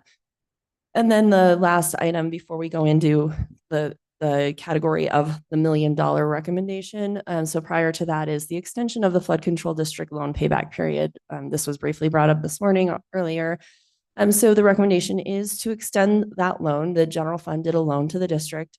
So extension from 5 years to 10 years. So our assumptions now have that the payback period will be a little longer. But with the condition of that it will be reevaluated after 5 years. So we'll take a look at where the flood control district is, what other emergencies have happened, those kinds of things. So a 5-year reevaluation period, but it will essentially have cut in half the required repayment to the general fund over the first 5 years. And lock that in. And then with that agreement revision, we will also be adding interest on the loan balance, meaning it will be neutral to the general fund. So there will be, the loan will be outstanding, but that outstanding balance will have an interest component back to the general fund to reflect that it truly is a loan and not an expenditure subject to the expenditure limitation. Supervisor Horstman. I thought we had already done this. Was it just discussed and we didn't take action? Is that what happened? Got it. Okay. Thanks. And thank you. And so part of what will be unique in your budget documents this year will be part of the language will include formalizing the new terms of the loan. Okay. So then we're going to move into that section that was the recommended increments, and specifically Division 7. There was more discussion requested on this. We have some slides, and I believe that there's a representative, I think Shelley is probably on from the courts as well. So if we can get through a little bit of the history slide, and then if you have questions for Shelley as well, I'm happy to turn it over. But what you're seeing, as a reminder, the recommendation is to continue Division 7 through June 30th, 2025 at a cost of about $500,000. And before kind of diving into that one, the other just important note on all of the recommendations from the county manager's office in terms of that $1 million, the focus had been on continuation rather than addition. So continuation of what we already have in terms of staff, in terms of staff in other areas, not just Division 7, but we also have staff continuation for existing staff we don't want to lose because they are on limited term positions. And then also on just resource maximization through those things that relate to revenue generation. And so we'll see that as we go through.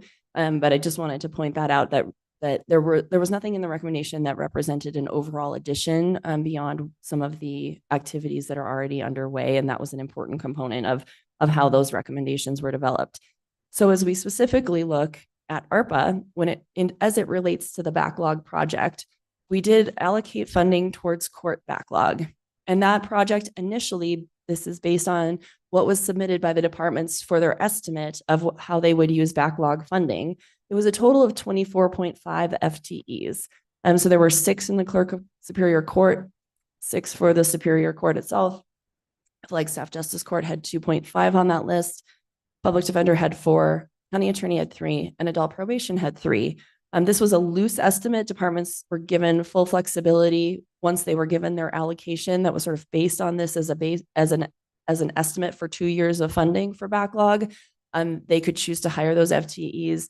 They could choose to contract out that work if it made more sense. It really was given to them in an open way, but the estimate was 24.5 FTEs. And in addition, there were initiatives in the backlog funding as well. So we renovated the law library as part of that project.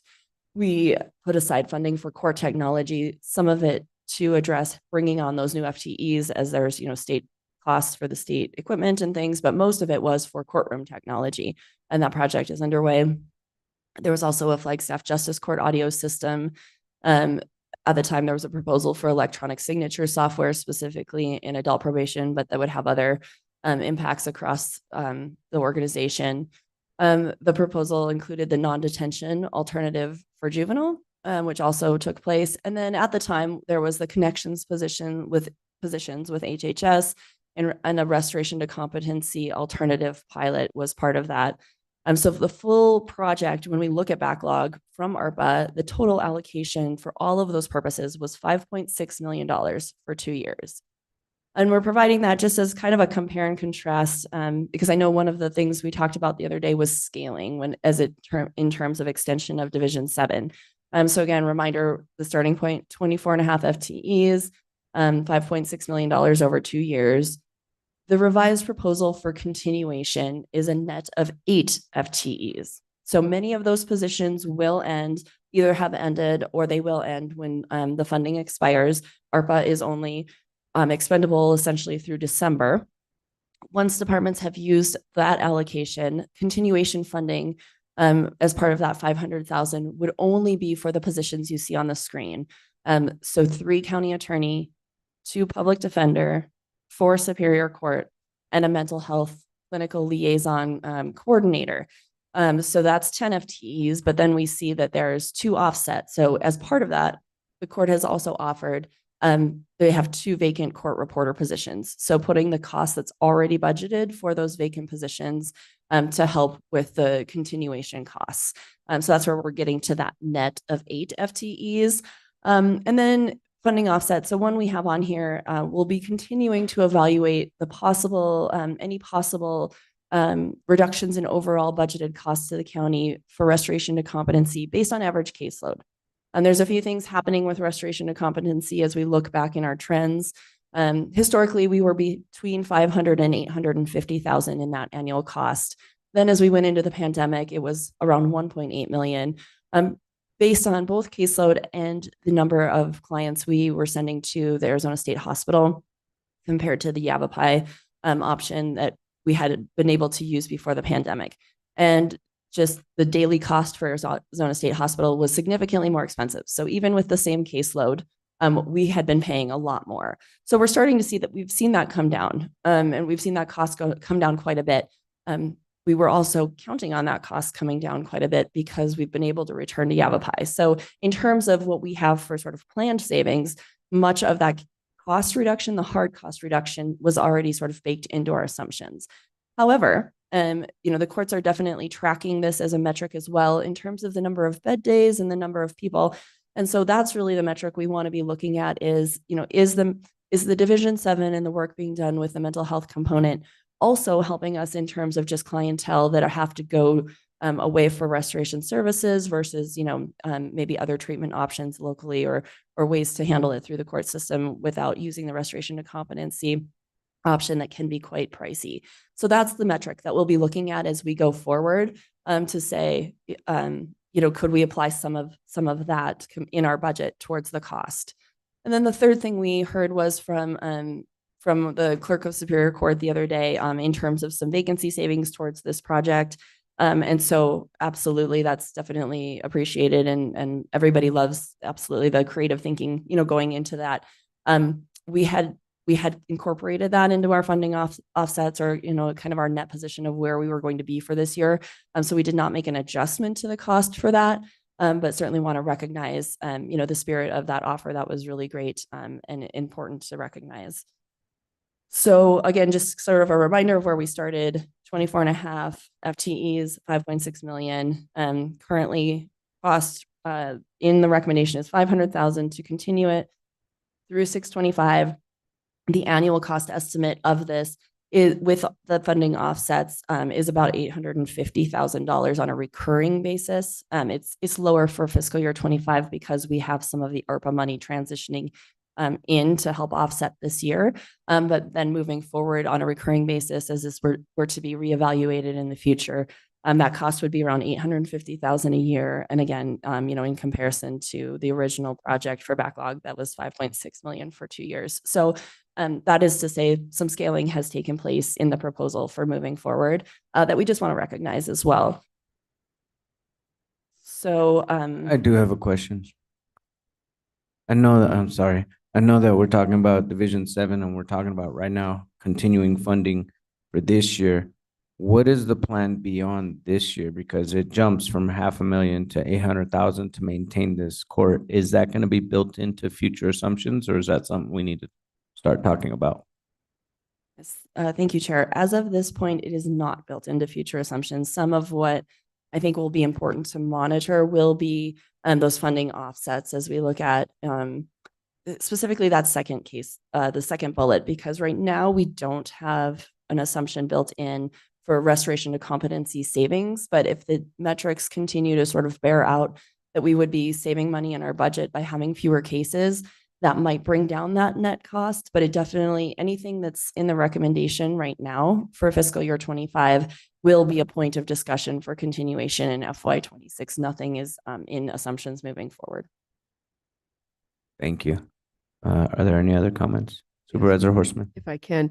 So, and just to kind of cut it down to the basic, the bottom line is that what we heard from the courts is they were hoping that we would see this large reduction in the possible restoration of competency. The problem is that reduction that at least we've been able to monitor appears to have been as a result of now the COVID is the immediate emergency, not COVID behind us, but the immediate emergencies behind us. We can go back to Yavapai for instead of to the state hospital for the testing, which is of course substantially more expensive. What we haven't been able to get the data on is Division 7 with its emphasis on mental health and its emphasis on diversion. Is that creating an impact such that we are seeing a reduction in costs to the court system? Yes, thank you, Supervisor. I think I would defer to the courts for those metrics because they may be tracking things that we don't have yet. And some of what we would also want to look at is a little bit longer of a trend, specifically to the restoration of competency in the bed days. So But to the rest of the question and how they would measure that, I think it would be a good question for the courts. But at least as far as you're concerned, as our finance guru, you don't see that. It's not coming to you at this point for discussion here in our budget discussion. Thank you, Supervisor. Correct. What we've had in terms of sort of a hard cost reduction is keeping those two positions open would be a hard cost in the budget we could capture. And then, and that's kind of what I was getting at. I mean, I hope we're going to see that. I think that's the whole intent and purpose of what we're doing. But at least for the hard data that we have now going forward, we do not have that at this point. And the second part is that 850,000, if in fact we're going to keep Division 7 open, we need to not only deal with it in 2025, we need to deal with it in 2026, we need to deal with it in 2027. And at this time, it is not included in the budgets going forward for the next 10 years, which is, I guess, how we like to plan. Is that a fair statement? Yes, Supervisor, I think that is a fair statement. With this sort of the intent of knowing that we have one-time capacity right now and that we have the positions filled. And so being able to reevaluate it during next budget year with those metrics exactly as you're saying, Yep. It doesn't make a long-term commitment today, but it opens the door for that long-term commitment based on the funding situation and the success in those metrics that you mentioned. Which we're hoping that they will be there. So, we also talked about the fact that this is taking up a tremendous amount of that $1 million that we have. And we also noted that there may be additional needs depending on what the state ends up doing. So one of the questions I would have, and what I brought up last time, was the possibility of seeing ways that the court can reduce their request for Division 7. I think, at least speaking for myself, but I think hearing from what other supervisors have said, we're interested in seeing that going forward. But we're also seeing that we've got at least a year before we know about our expenditure limit budget. We also have a year where we're dealing with so many uncertainties with regards to the state budget. And so is there a way for, and I was hoping for a plan B, try to keep a reduced Division 7 going forward?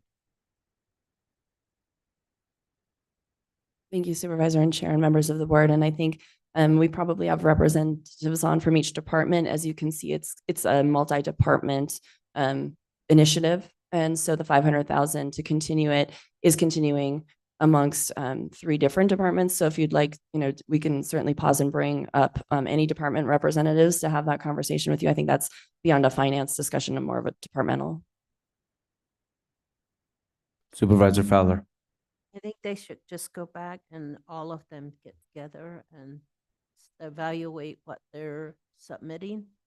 Because just as Supervisor Horseman was saying, if we do continue Division 7 for the next year, you have to evaluate across the board, just as we're looking at the budget here, to see what kind of impact it's having on the budget, as well as savings across the board and the delivery service.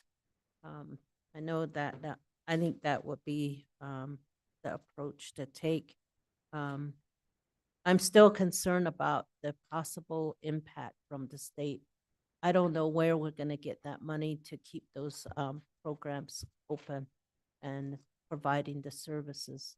So that really creates a hesitancy on any kind of just outright approve whatever the budgets that are being presented. And I still believe that we may need to put aside some funding should something comes up as a contingency, not like if we have a budget, this is our budget, but once we find out, we can release those dollars and say we can put them back into the budget. So it's a big concern that is before us. And we do support Division 7 and just what is being done there. and just really want to provide the service. However, there we have this other, and then we have the expenditure limit as well. There's so much unknown that is right before us that we just can't just say yes. What are other alternatives? We want to support, but what else can you present? So I would ask that the departments get back together and come up with another alternative plan and bring it back to the board again. So thank you, Supervisor Horstman, did you have anything you wanted to add? I agree. Vice Chair Brigay. I think that's something that I'm concerned about too, and it's really hard to do discussions, but just listen for now. And then knowing, would be nice if we knew something, next week or, so where before we really sit down to think about this. But I think sharing the information with the board is good. And, we're learning from it and what we're looking at now and what it may be, whatever funds, I think that's where the funds is. Some of the dollars that we had, like ARPA, they're not going to be here, there's a lot of things that's happening right now, but, I do agree that, we should have, a wish list, maybe wean it down a little and then something they really want, just something that they can, bring to the board again so that we can, look at it again, before we make our final decision. I think the funding will play a big role in it, the type of fund that might be coming to us as a county. So that's that I was that in here and mentioned it. Supervisor Hess. Yeah, just one quick question. We're talking about having them go back. Do you think that's feasible by May 14th, 15th? Thank you for the question. I think if the board's direction is for that, then I think it can be done. Okay, just want to make sure we're under the gun with time. So with that, we just need to know. All right, thank you. And we do appreciate the the group looking back at this because as you can tell, we are interested in supporting Division 7. We're just concerned about possible impacts, unknown impacts that we don't know yet. And the other piece is we are talking about FY25, but this is also a commitment to continue beyond that, hopefully, because otherwise we're going to have this same conversation in a year, but with the possibility of not being able to fund it. So as we move forward, while we want to think about how we can cut costs for right now, we also want to think of how can we continue this moving forward so it is sustainable and we're not keep having this same conversation. Thank you. And unless there's any more comments, please continue. All right, thank you, Chair and members of the board. The next item, our next slide, then is the rest of those increment recommendations. Again, we had presented the county manager's recommendation for investment of the $1 million into the budget for next fiscal year. So the items that you see on the list, again, in the spirit of sort of maintaining existing staff when we have them in limited term positions rather than new position additions, and then maximizing resources. So as we go through those will be the focus. The first one, you can see we have an environmental quality specialist in our community development department, and that position is currently only funded through December. And the full fiscal year funding then would be a half of a year funding. And so that's recommended to continue it as there is, the position does exist as limited term and continuing that person on. We've still continued to see community development have a high service demand. The next one, the short-term rental data services, that is a little more in alignment with maximizing resources. The short-term rental data services allows community development to identify properties that should be registered in the short-term rental program and be paying that fee. So probably more likely to be, cost neutral on the revenue side for continuation as those properties are re-registered every year.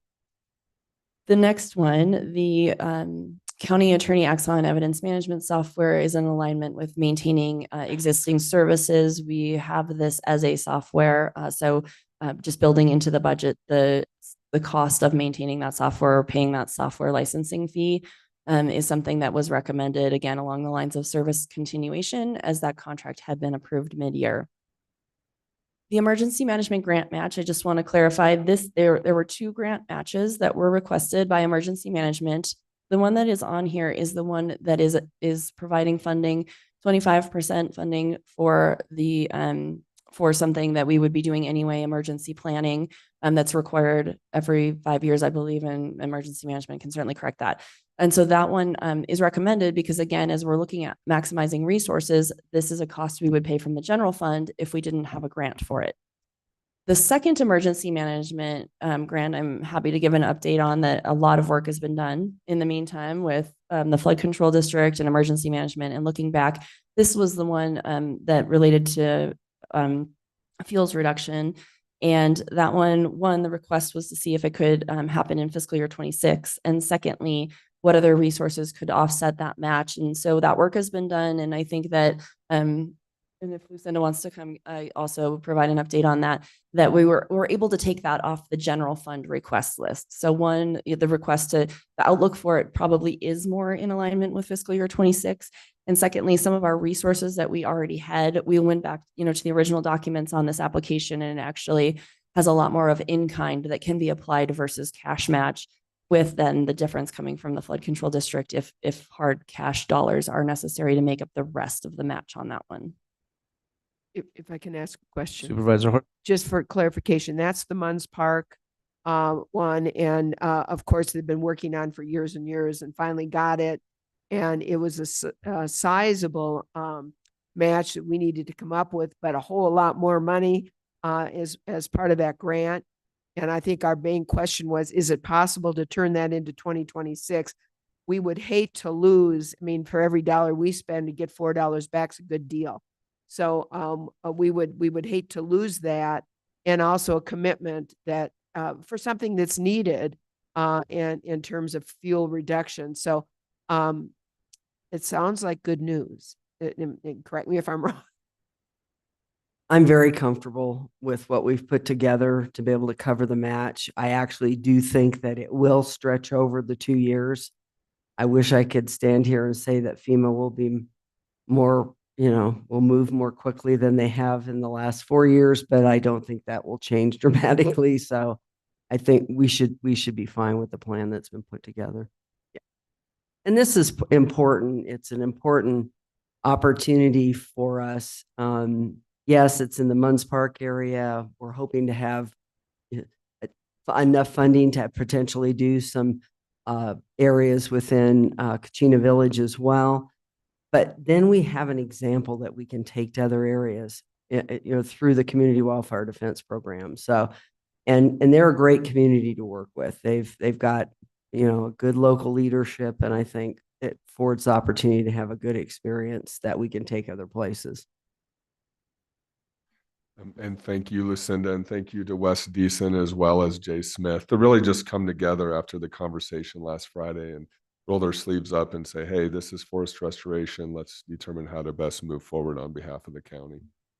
Yeah, thank you, team, for doing that, because again, that shaves off a little bit of what we're looking at on the increment requests and makes our decisions a little bit easier because there's a few things less to consider. Yep. Thank you. Thank you. So the chair and members of the board, our next item is an HHS grant coordinator. Again, as we go back to that focus on maintaining existing staff, the position is filled currently. It has been very successful in obtaining grants. And so this, it had been funded through an alternative source, which will expire. So to continue that position for another year, it does take general fund resources. And so that is part of the recommendation for the budget for fiscal year 25. The next item, one of our discussion points to come back to was on the sheriff's office, and one of those items that was part of the initial recommendation, but we were still sort of working out some of the details related to those co-location costs. We're in a IGA with the city of Flagstaff for a lot of services, and whether it's the dispatch or facilities initiatives that are required as part of that agreement. We did, instead of recommending that the department absorb this or use CPI, we did include that as part of the recommendation. So that is something you'll notice on your color-coded increment list, that all of those co-location ones are now in that light green as recommended. Thank you. We do have a comment or a question from Supervisor Fowler. Yeah, the IT staff, is that part of the main IT department, or are the departments creating their own IT departments? They're not. Oh, okay. And they're not part of the IT department, or is that, I don't understand why we're doing a separate position. Thank you, Supervisor. It's a grant from a grant. It was. It's a matching grant, or we're extending, the grant's over and they need more, they need additional funding. Yes. So what's happening with that particular position is that HHS got a particular grant. HHS grants can have a lot of different things in them to support the actual service work. In the case of that particular grant, they were able to fund someone to specifically work in HHS, but worked under the auspices of the IT department. That grant is ending. So what we're asking in this recommendation is to extend that person. There's over 200 people in the HHS department, and to place that person for the next extension in IT. And then what that allows is that if it's not paid by that grant, that has very specific things you can do with that grant money, that IT person can do, is that it basically expands what they can do. They can support the HHS folks, and they can work on other things with IT. It's just a way to extend it, to continue what was happening with that grant, but also to allow them a broader range of things that they can do as well. Thank you. IT Director Matt Fowler, would you like to add anything to this conversation?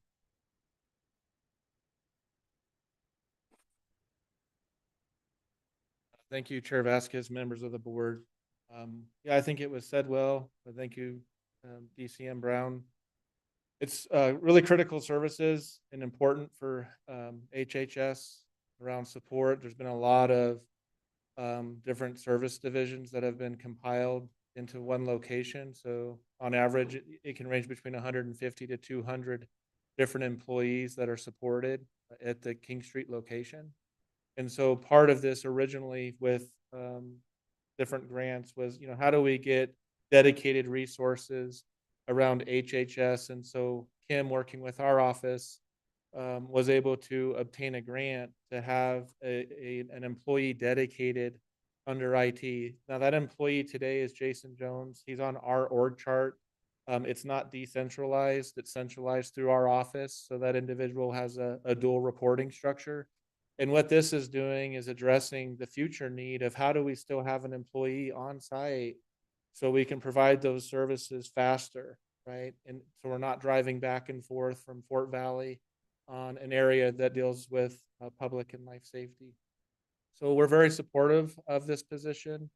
It just continues that dedicated resource on site at King Street, specifically for HHS. However, there will be other duties as assigned across the whole county for this position. It does report to the IT department. No, I appreciate that clarification. One question I had is, how long has this staff position been at HHS? Like, so how many years or is this, Yeah. how long has it been there? Sure. Thank you, Chair Vasquez. I'd have to defer to Kim on the actual timeline, or Michelle Axelin, but I would estimate around 18 to 24 months that this position's been created from specific grant funds. And I guess my next follow-up to that is it safe to assume that this is a result of just the coming out of COVID and dealing with some of those issues? That's a great question, Chair. I would assume that the funding opportunity was a result of the pandemic. Certainly some stimulus dollars there. However, the consolidation of all the different services and having everyone in one location is a long-term sustainable topic on how do we service that location. And so the original funding didn't come from outside sources, and we're just looking to continue that effort moving forward. Great, thank you. Are there any other questions? comments. All right, thank you, appreciate it. Thank you, Chair.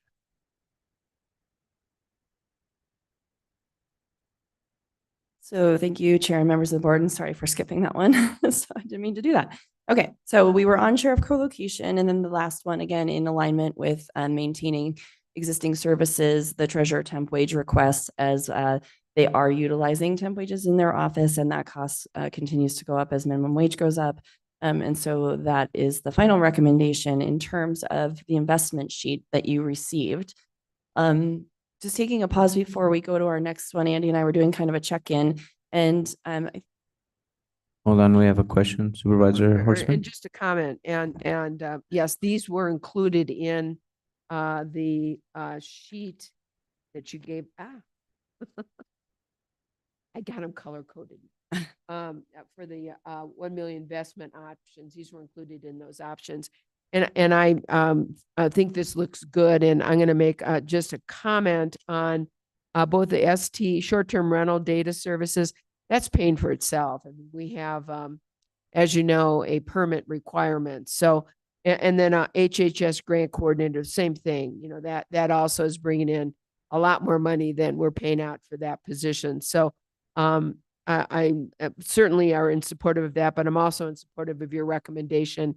And I am so happy to hear about the fuels reduction match for 2026. That's very good news. So with that, at least assuming there aren't too many more surprises coming down from the state for the budget, I think the recommendation looks good.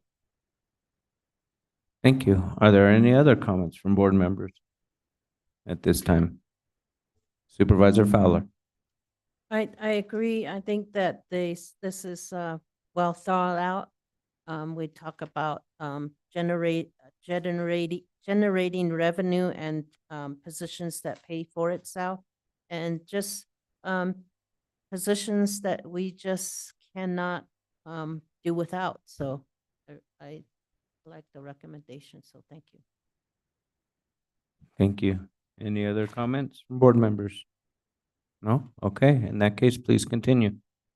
thank you. So Chair, members of the board, just in terms of a check-in, we have a couple slides left that we feel like we could probably get through before lunch.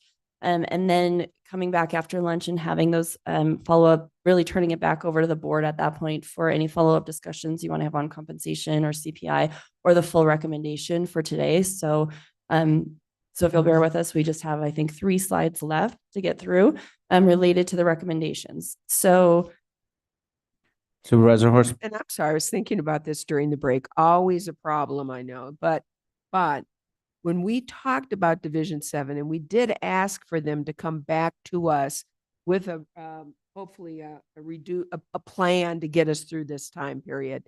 That is one of those areas where there is that those departments do have fees generated. And has that been taken into consideration when we're trying to fund this Division 7? Thank you, Supervisor and members of the board. At this point in our numbers, it has not, but I would also defer to Shelley to make any comments she'd like on that. Because it seems to me that might be a place where they can look to come back with a plan to us for funding Division 7. Thank you, Supervisor Horseman, Chair Vasquez, Vice Chair Begay, members of the board, and I believe Shelley's on, but just to add to those comments, as this discussion has taken place, both Friday and now today, it's clear that the impacted departments need to have a discussion amongst themselves, with one another. We do have also May 14th and May 15th, and so as Siri and I were checking in, as that discussion ensues over the course of the next week or two, definitely need to come back and have that broader discussion with the impacted departments. That would be our recommendation. And hopefully Shelley's on as well, so she can address some of those comments. Good morning, Supervisor Horseman, members of the board. Thank you for allowing me to speak. We have, just so you know, we have looked at our special revenue funds. Our special revenue funds support a lot of different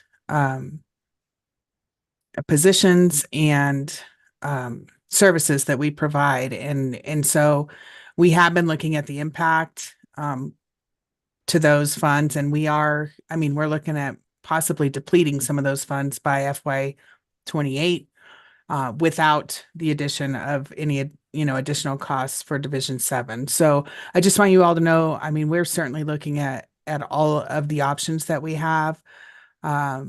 I will be seeing Judge Reed and Sharon later this week, so I will share with them this discussion.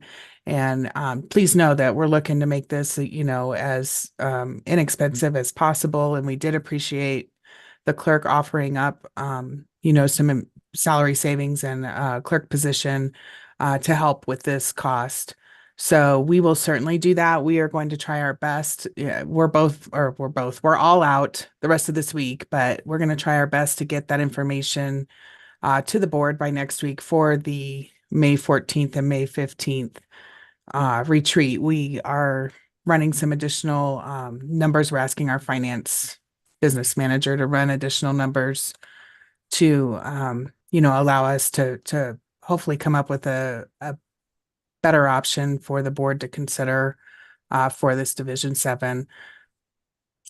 Do you have any other questions? Supervisor Hort. And thanks, Shelley. I really appreciate that and appreciate you kind of looking outside the box, so to speak. And I understand there's probably your special revenue funds are utilized for a number of different things within the courts. One thing to consider is we're kind of in a very unique time, especially this budget year. And, it's very possible in future budget years, we are in a different financial position and can help out. But this is the year where we will really need you all to dig deep. And then I'm not saying that necessarily has to be the case going forward, but at least getting us through this year and getting Division 7 going forward for one more year and hopefully into the future as well. So thank you. Thank you. Thank you. Are there any other comments from board members? Okay, please continue. Thank you, Chair and members of the board. So one of our final slides is the capital discussion. We talked about this a little bit in our last meeting. So what you're seeing on the slide is the original $80 million of capital debt that was issued as part of last year's budget. As you may recall, this came together rather quickly with the look that we were taking on the expenditure limitation and the uncertainty with those audits. And so what we did was we had met with many departments that had capital projects planned over the next 2 years. And we tried to get a sense of what are those projects and what is the spending plan for those so that we could expend those dollars outside of the expenditure limit through the issuance of debt and using debt proceeds. Now, one thing to remember is when we issue debt, we have to pay for the debt. So it doesn't create new money, unfortunately. Boy, I wish it did. Let's issue it all the time. So of the 80 million, we still needed a funding source to repay the principal on that debt. That was the equivalent of $80 million. So you'll notice that the very first line there, most of those dollars were going to come from road maintenance sales taxes that had accumulated, $60 million of it, in fact, or 58 million. And then we also had, as we scroll down a little bit, looking at the Parks and Rec capital projects, for example, a lot of those dollars were living in the public-private partnership fund already, and we're already going to be invested. And so using debt proceeds for those expenses then allows us to turn around and pay the debt service from the public-private partner funds. So no new capacity, but it was very much point in time, and we did not have, the timeline to really draw out and sharpen our pencils like we've done over the last year of what is the true spending plan. So with that in mind, we don't want to have the debt outstanding for any longer than is necessary. So we don't want to have more issued that we don't plan to spend over just the next 2 fiscal years. So the one we're in right now and next year, because of course we're all optimistic that we will have a different expenditure limit in fiscal year 26. So with that in mind, we've gone back and I really want to credit the Public Works Department and all of the departments you see here for facilities and really working on what is their outlook for the expenditure of these funds. And as in doing so, you can see that the revised estimate is $57 million. And some things have been added and some things have been subtracted. So just to walk through it, the Public Works projects, there were a few things that we determined would not be as appropriate for capital debt funding as we originally thought. So those have been removed. And then again, just looking at, the availability of contractors and project work, we've been able to amend the outlook through fiscal year 25 of actual spending. And so that is a big reduction. It again doesn't free up any general funds because those were going to be RMST dollars that are very restricted and will be audited on their purpose. And so we can't turn around and spend those on anything else, but we won't be spending them on those projects in that timeline. So we've adjusted our forecast there. The next one is that we had built in congressionally directed spending match for 3 projects. One of them is the Tribal Nation Service Center. Another one is emergency operations. And the other one was the water wastewater out at Fort Tuthill. And our spending timeline on that just goes out. Oh, sorry. Sorry, we do have someone on Zoom that would like to speak from the clerk of the court. So if you could hold on one moment, please, before we move too far along. Yeah, back up just a little. 1 slide or 2 slides. Thank you. All right. Aaron Maloney, clerk of the Superior Court, please, floor is yours.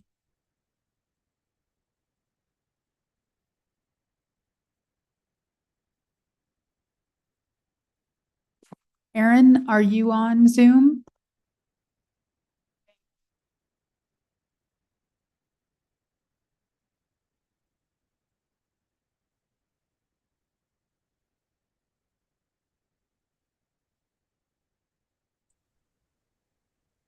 Supervisors, members of the board, can you hear me?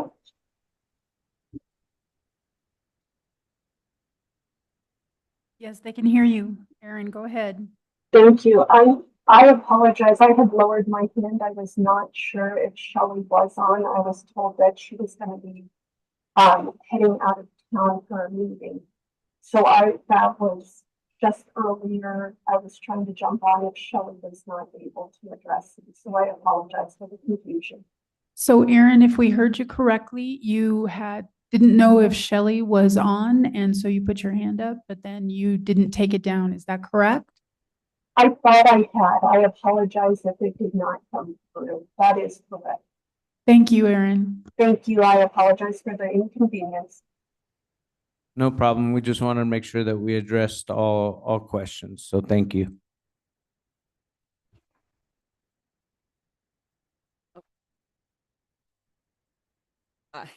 Truth. So go back to, sorry, which slide?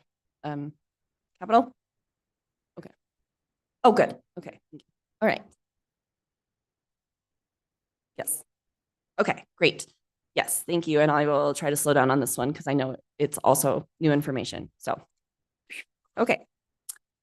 Yeah, and just to remind everybody, we are talking about capital finance program from last year. Yes, thank you, Chair and members of the board. So the table has a column that has the original budget for the 80 million that we issued last year. And then we have an updated forecast on the spending plan. And we've bumped some things. We only highlighted in that forecast for 26 a couple things just for clarification on those projects. Public works projects, for example, we know that they're going to continue to do work in FY26. We didn't ask for their estimate. We don't know what's going to be 26 or 27.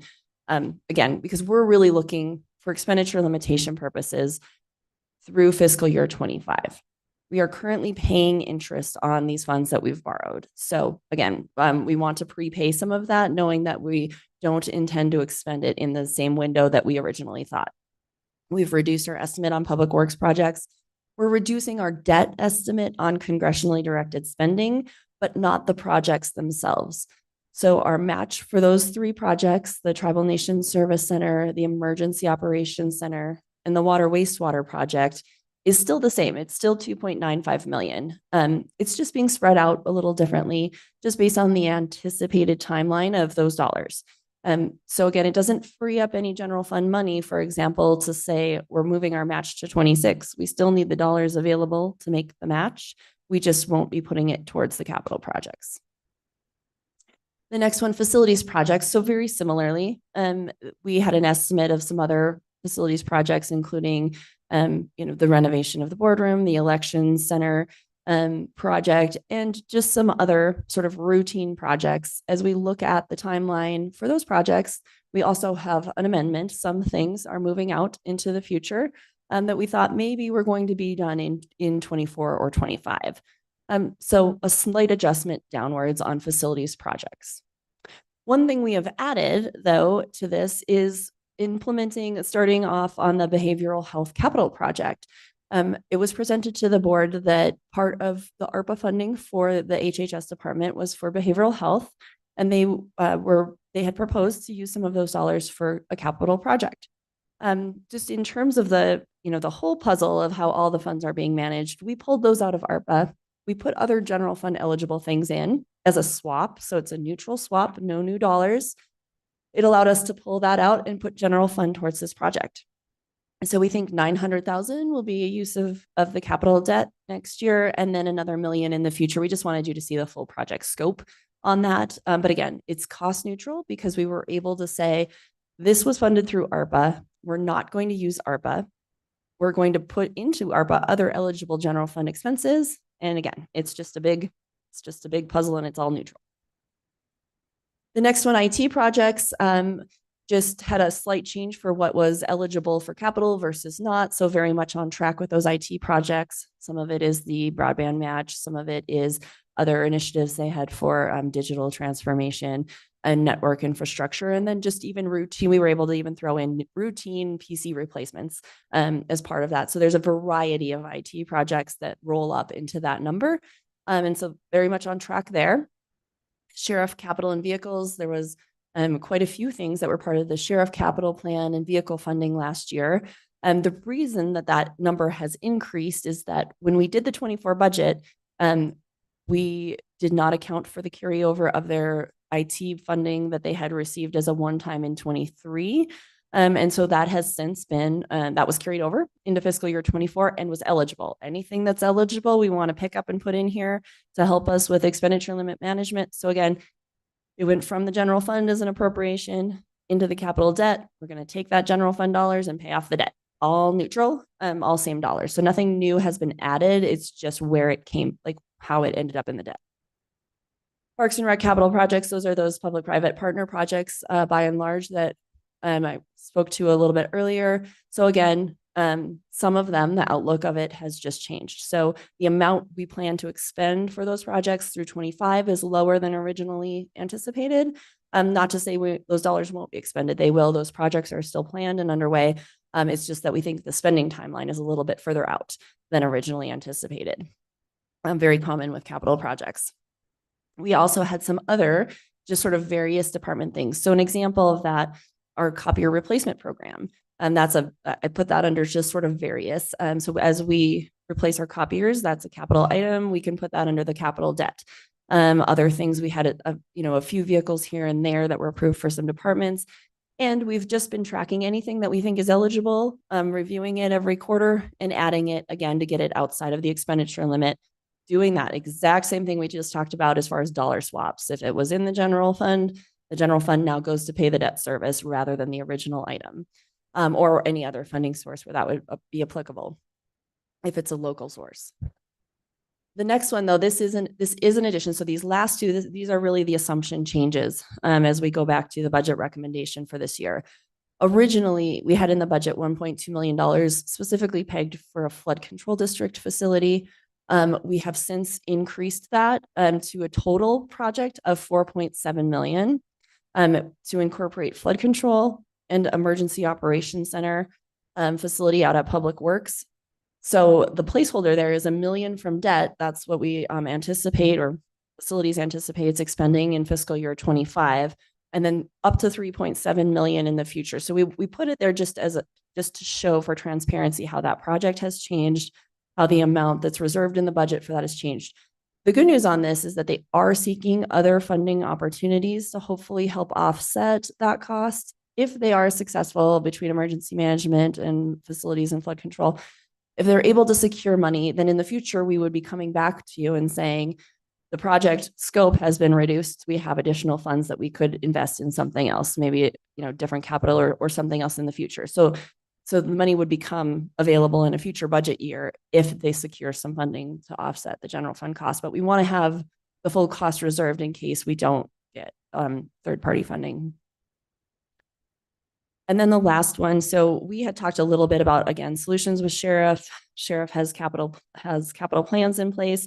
And one of the things that was presented a few years ago on one of their capital plans that was partially funded was the radio project, radio upgrades. And one of the things that is on the increment list you saw for this year was Sheriff radios. And so as we look at our color coded list of the dark green, this is where that dark green comes into play. And this was a placeholder we had going into, the determination of the $1 million was that there would need to be supplemental funding to continue sheriff capital programs, specifically the radio package, but they have two capital requests. So the radio package, the request was for 2.9 million one time. There was also upgrading network phone wiring and leaf for 59,000. So essentially it's pegged as a radio project, but it's capital funding, flexible to the sheriff's office for their capital program of $1 million that is part of the recommendation in the budget this year. This was, again, before getting to that $1 million. So that is how that's addressed, both in terms of the outlook for capital and just so you know, for budget funding for the sheriff's office. We did have a chance to meet with them, and I think Kathy's here. And if she has any comments, the other thing though, actually, quickly on that, you'll also notice the sheriff section on here. If everybody has the color coded document, the sheriff section, many of their items have been shaded now in terms of the tier 1. You'll see where tier 2 starts. There's a comment there, but most of those are now shaded in a color that either represents that they have been funded. That's going to be the co-location items, or in gray, meaning they're sort of already funded. And what we mean by that on a lot of the ones that relate to IT continuation is that every year we've allocated $250,000 specifically for technology. So while these are not specifically listed as line items in the budget, there's a $250,000 allocation for sheriff technology in the budget that these sort of fall under. So with that, I think since you're on the sheriff page, and Kathy, if you have comments and you want to come up, now would be a good time.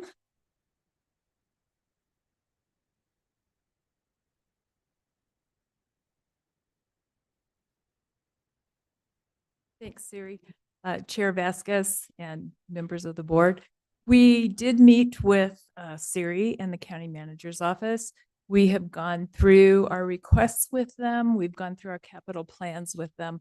And we are supportive of these recommendations and this plan as far as funding our IT, our co-location increments. And so we just appreciate all the support and all the work that's gone into this budget.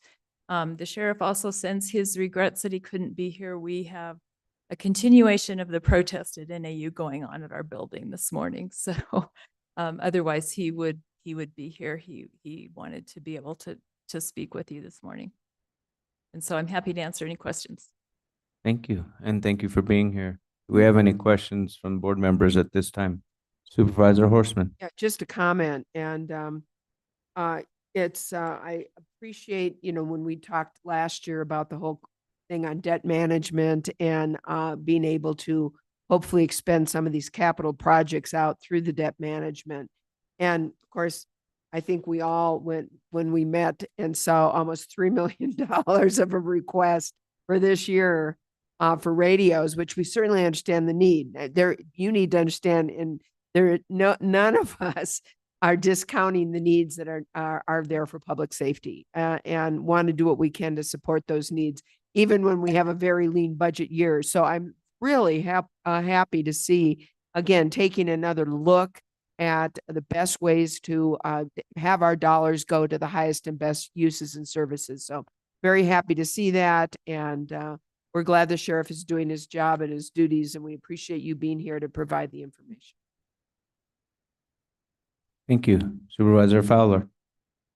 So I'm really, this is really brilliant way to actually do some funding, because we didn't have any money for you and the other day when we had -0 actually.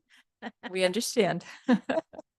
But thanks to Siri and team, they were able to come up with strategy. So it's really amazing. So thank you for working and just seeing how else can we meet the needs. So this is great. Thank you. Appreciate it. Thank you. Supervisor Horstman.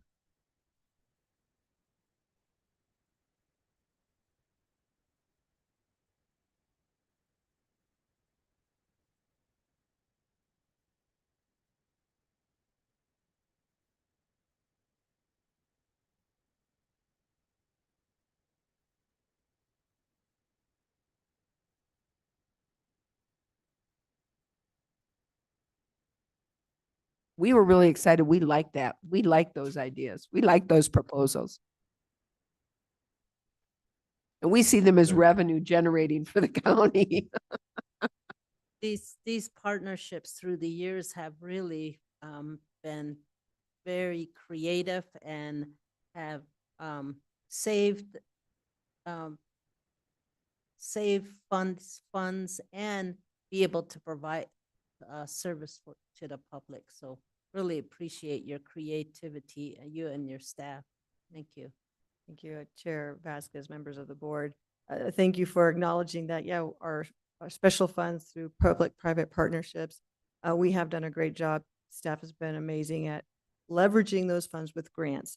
And in part, that is what you're seeing here. And also just that some projects, we've just got a plethora of them. And so some of them are going to have to get pushed out. And also, I'll say that some of the costs are coming in much, much higher than we had originally anticipated.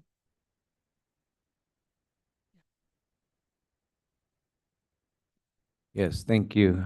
That's something that we're realizing as we're looking at the inflation costs. Just the cost of doing business across the board is going up. Yeah. Thank Any you. other comments? All right, thank you. Appreciate it.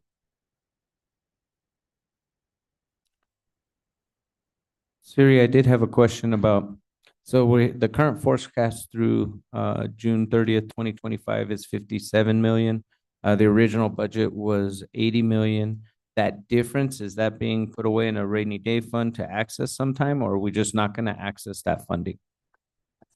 Yes, thank you, Chair and members of the board. Exactly. So that's kind of the conclusion to this slide is just as a information item, we will be, we are able to every 3 months make a prepayment on our debt or pay off our debt rather than sticking to the original schedule. So the plan is to reduce it by 23, so 23 million, that difference, and say we are going to pay it off now, stop the clock on interest, because as noted, really the dollars that would go to fund the debt service payment on it just stay in the original source. And the majority, again, is going to be in public works with the RMST fund.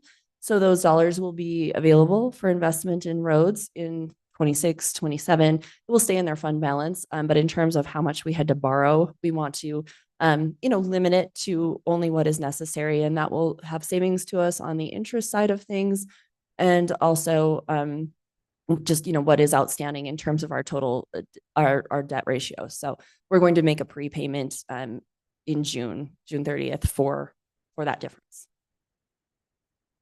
Supervisor Horstman. What's the debt service reduction then? How much are we saving by prepaying? Yes, thank you, Supervisor and Chair and members of the board. So we will prepay 23 million of principal that we no longer plan to use.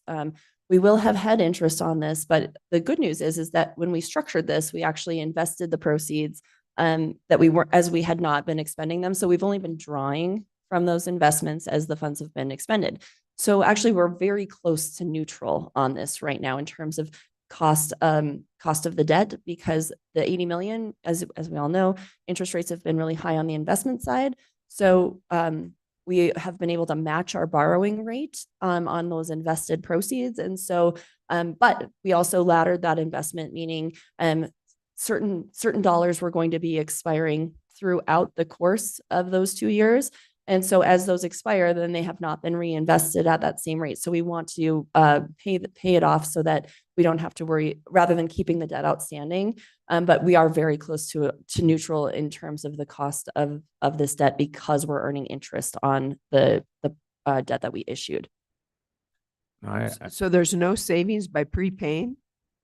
Thank you, Supervisor. There's definitely savings in terms of the cost we would have paid in interest. And so, because we're not on our timeline, it would be neutral if we were staying to our timeline. Because we weren't staying to the timeline of spending, then because we can't prepay the debt until we either expend it or now say that we're going to just retire it. And so because we can't draw those funds to reimburse ourselves and prepay the debt, we would have debt outstanding for longer than we wanted, and we would incur an interest cost. So yes, there is definitely cost avoidance. As you recall, when we first brought this forward, we had reserved up to $4 million of an interest cost potentially on this, but we were hoping to get it to neutral. We are still maintaining that neutrality, and we've since, changed our assumption on that, and we do not have an assumed interest cost on it. It does save us money. I know that's the question. I know that was a confusing answer. Sorry, I should just say yes, it absolutely is in the best interest of the taxpayers and the county general fund. If I could Yeah. add, Yes, please. not a finance person, but if our estimated interest cost for 4 million and now we're cost neutral, then Andy, Siri, isn't the 4 million our savings? We we had anticipate- we anticipated up to 4 Oh, million. yeah, but up to Yes. 4 has been avoided. Yes. So Well, I through- got through it. the variety of how we invested it and then. And I think this is an important story that we continue to tell our public is that we really are trying to do the very best we can to maintain the services and make our commitment to the public, as well as to use their money wisely. And as part of using their money wisely, when we are dealing with an expenditure limit that we're capped at, where we couldn't spend the money we have in the bank, this was certainly the very best way to proceed.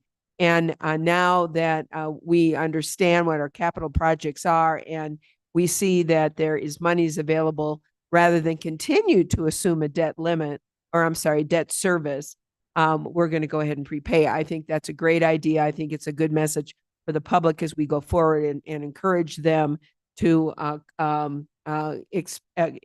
extend our debt limit so that we are able to utilize the funds on hand to provide the services we need for our community. So thank you. Thank you. Supervisor Fowler. The relief today.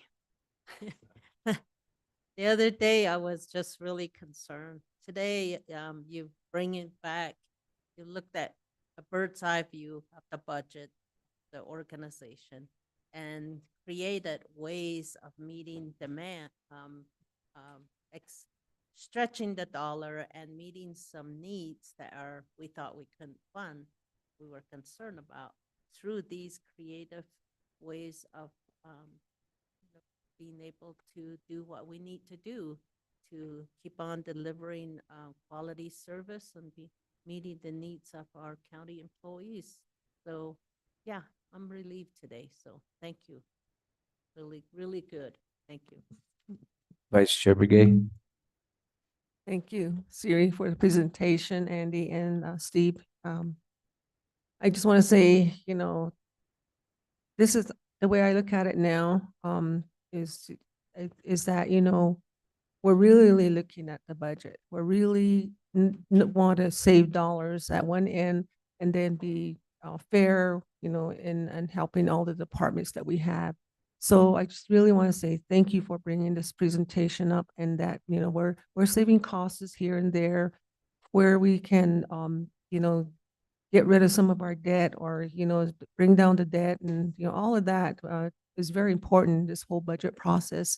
So it kind of helps me to understand, and it's helping me, just go the original budget that you have at 80 million, could bring that down to current 57 million.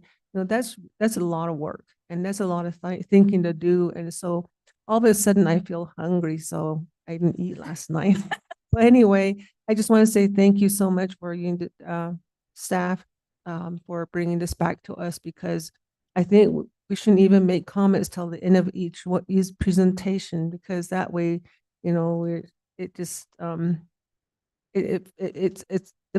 looking at the whole picture is different than, trying to piecemeal everything together. And you could have just showed this to us up front and then we would have been, okay with it. Okay, thank you so much. Thank you. Any other comments from board members? Okay, I would just like to say that, or ask the question, I appreciate paying the prepay interest, right? And reserving that money. Are we sure we've squeezed everything out that we can pay for through the capital plan? Or is there anything else that could potentially be added to that budget? Thank you, Chair and members of the board. Well, it can be a bit of a moving target for sure, especially as we're dealing with capital projects, and a little bit of uncertainty of will the contractors be available to do the work this year or next year? And so to answer your question, I think we did the best job of looking at what's realistic with what benefits us from an expenditure and limitation purpose. And so there is some area of certainly of risk in terms of, will we spend dollars that are already programmed in our budget for something that would be eligible for debt usage and be then outside of the expenditure limit? And of course there is, but I think that within, our margin of error of where we are on expenditure limit management, that we're in a really good place with the plan in front of you for fiscal year 25. Thank you. And then the last question I have is, does this plan take into account if material costs for these construction projects goes up? Thank you, Chair and members of the board. So every department is a little bit different in how they have planned their capital projects in terms of the amount of contingency. And so this is in alignment with how those are usually forecasted or budgeted. And so there should be some contingency built into the various projects, but it would not be outside of the realm of possibility that a department might come back and say the scope of the project has changed or something else has happened in the cost. That would be outside of debt management, though. Thank you, Siri. Chair Vasquez and members of the board. Chair Vasquez, thank you for your question, because it really shows that we're looking at the issuance of debt, how we've utilized that debt, the reason we've issued the debt as we work through our expenditure limitation concerns, and are we fully utilizing that debt to that extent? And so thank you for that question, and thank you, Siri, for helping us manage that. And then to your next question on the cost escalations, we've seen it. We've seen it in Public Works. Even though Public Works was hugely aggressive in their push saying we need, the 60 million, I will applaud the effort at the 35 million. They're really pushing hard on projects. They're showing delivery. We have had some cost escalations, but this is we're all departments are doing a very good job of. You look at facilities as well, doing a really good job of the urgency that we have. If we're going to issue debt, let's make sure we use it, and then how we issued it for the intended purpose. So thanks for the question. It's a really good one, and how are we managing the reason for the issuance, et cetera. Thank you, Siri. Thank you. Appreciate it. Please continue. Thank you, Chair and members of the board. So our last slide really is a segue into this afternoon's discussion when we come back, and Andy probably has some comments as well on this afternoon. Last time we met, there were some topics that you wanted to revisit in terms of the increments. We do need to have a discussion on outside agencies and how we want to manage that process for the 14th and 15th. I think we probably have resolved the outstanding items on the Sheriff's Department. There was an increment request for superintendent of schools, and there was also a new FTE request for the treasurer that you had on the list for further discussion.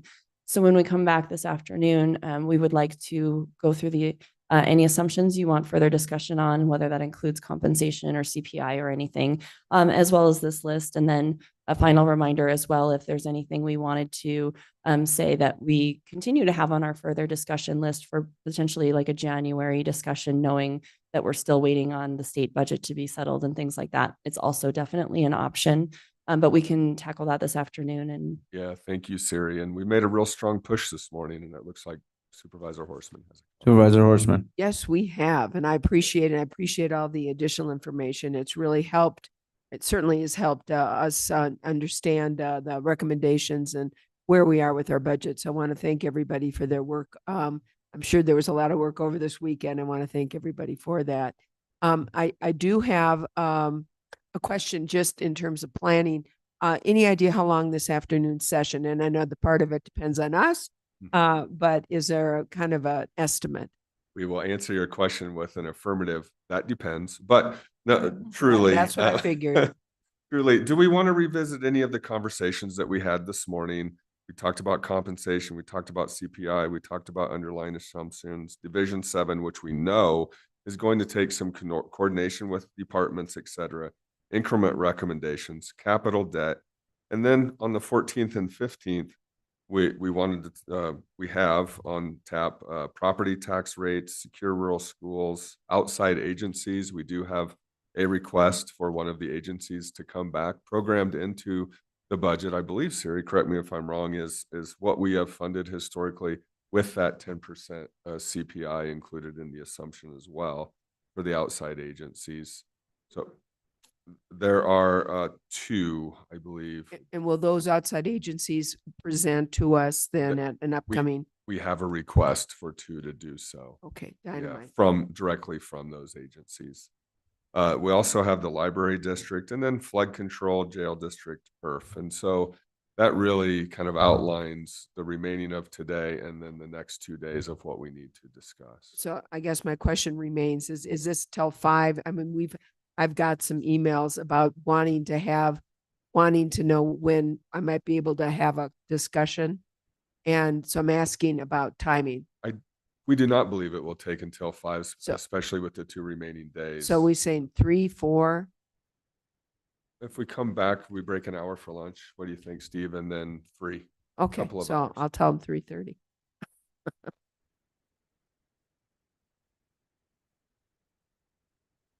All right, with that question about lunch, are we coming back at 1 o'clock or 1:15? All right, hold on one moment. Supervisor Horseman, we did have something pending after 1 o'clock. Did you want to try? Okay, okay, sounds good. All right. Cool.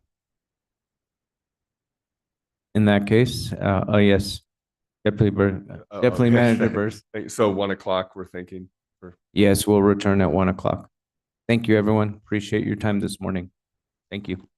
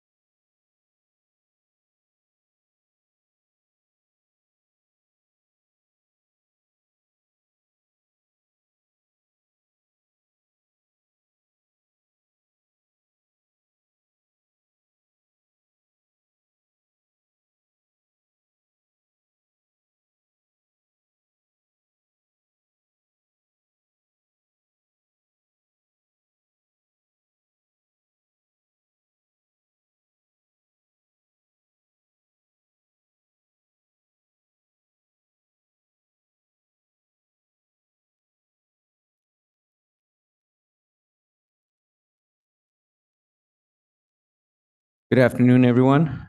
Thank you for your patience. We had an impromptu meeting we had to take care of that forced us to be a little late, but we're ready to get started. It's 1:10, and so unless any supervisors have any questions or comments to start off, I'll hand it over to our staff. Thank you, Chair Vasquez and members of the board. So we got through a lot this morning. Is there anything in which we covered this morning that you would like to discuss further this afternoon? And those things discussed, compensation, CPI, any of the other underlying assumptions, the increment recommendations. We know that Division 7 will need to come back, and that's going to take some group process of those impacted departments coming together. And we can set aside time for May 14th or 15th for that. And then the capital debt discussion. If there's anything that we would like to discuss on that, we're open for it. Also, we have some copies being made right now. Jen Hammond is helping us out. The property tax rates, while we have that on the 14th and 15th, we feel that that's something that we could talk about today, and we're prepared to do so. And secure rural schools. We're making some copies right now on that breakdown, and we've done some further research on the breakdown between roads and schools. We know that it needs to be reauthorized, but we can talk about that breakdown a little bit and how that impacts departments. So that's where we are now, and then of course other discussions: the special districts, library district, flood control district, jail district, and then the highway user revenue funds. We can also set aside for May 14th and 15th, and then importantly the outside agencies, where we are proposing that we fund the outside agencies to the level that we have historically with that 10% CPI increase. And then we have two requests to address the board, one from Creative Flagstaff, and then a request from United Way on the Elevate pre-K discussion. So. Okay, thank you. Just keeping note for this afternoon, we do have a hard stop today at 3 o'clock for some other meetings. And so if we could be as efficient getting through this further discussion piece for today and then set ourselves up well for the 14th so we can continue the conversation.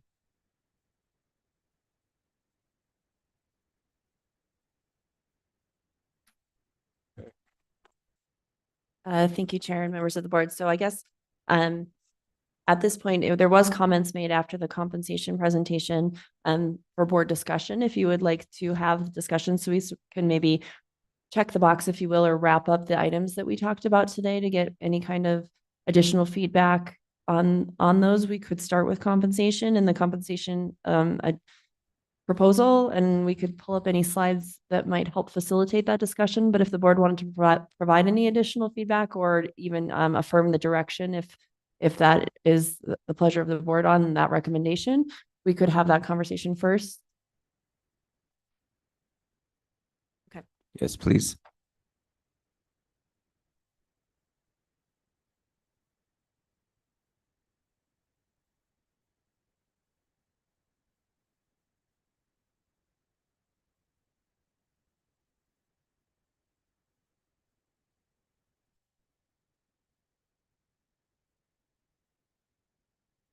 Yes, thank you, supervisors. We will start on slide number 7 in your printed packet from today. So the printed slides, slide number 7 has continuing the compensation fund plan, and I'm going to put it up on the screen as well to help identify it.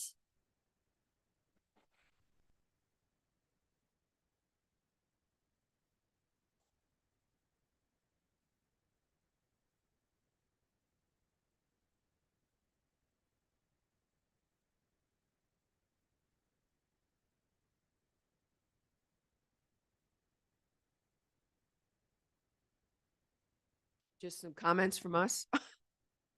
Do you need us to talk to be filler? I'll start. I'll break the awkward silence.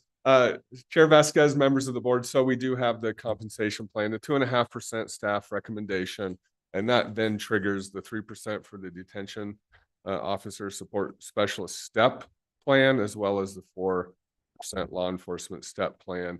And then also the recommendation to, as we continue to monitor the budget, state budget impacts, expenditure limitation, et cetera, we come back mid-year, have a conversation on compensation and how we would like to move forward at that point. And so any discussion on that, and we can either affirm the recommendation or Just want to confirm the 2.5% staff is the flat 2% across the board, correct? so a couple of options. That is correct. Chair Vasquez, members of the board, we have plugged in the 2.5% and the total cost for all the funds associated with that. And then we've also provided you with options. The first option, first column, 2.5%. Next is the 1.75 with the 25 cents an hour, and the next is the 1% with 50 cents an hour. And you can see how that impacts by percentage and dollar amount each pay grade. So there are those are the options. It's the same, essentially the same dollar amount with each option and its impact to each fund. So I guess what I'm asking is I understand that all three options are 2.5%. My question is, That's correct. which of the three options is the staff recommendation? Well, I think. Did you have a question, Supervisor? Yeah. What we're hearing in our conversations is to take that 2.5% and the total amount from that 2.5% and apply that as a 1.75% merit plus the 25 cents an hour. And so we're looking at that option as the desired option for us going forward. Thank you for clarifying that. That is correct. Is there any comments on that? I think they're wanting some comments, so I'll make some comments. You know, what I would note is that with WXYZ,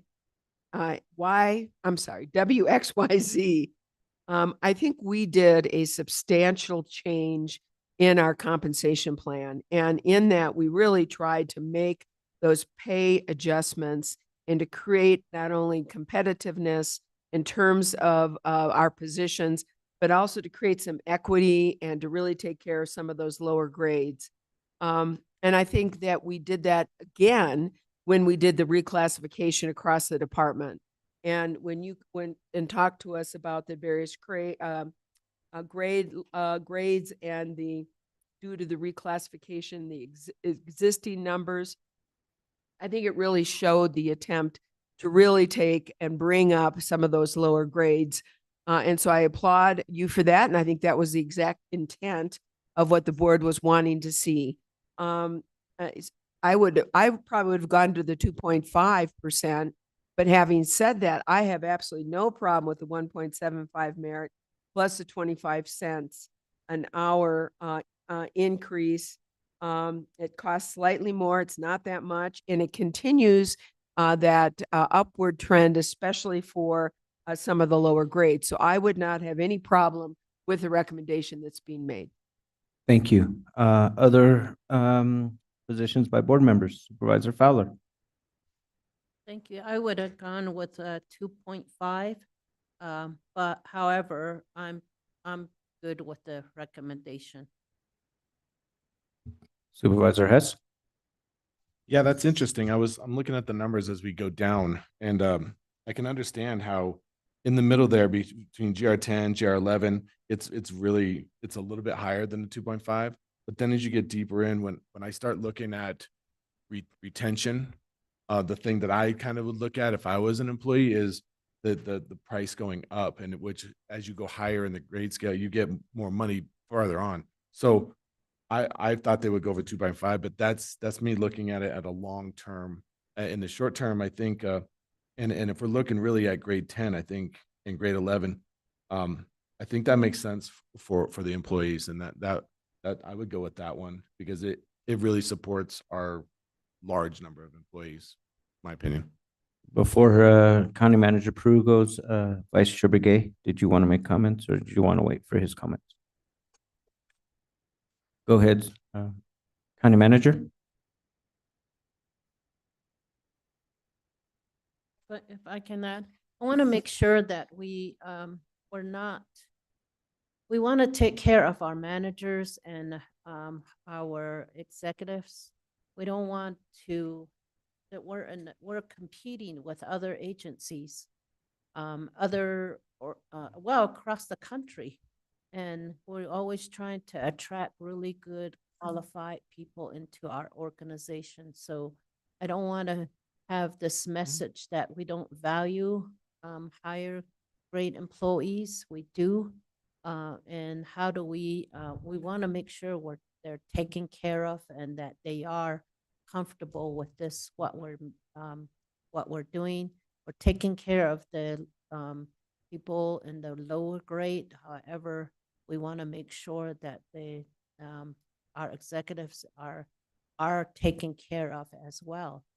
We need to retain them. We want them to say this is a great place to work, and I'm comfortable with I'm happy with my salary.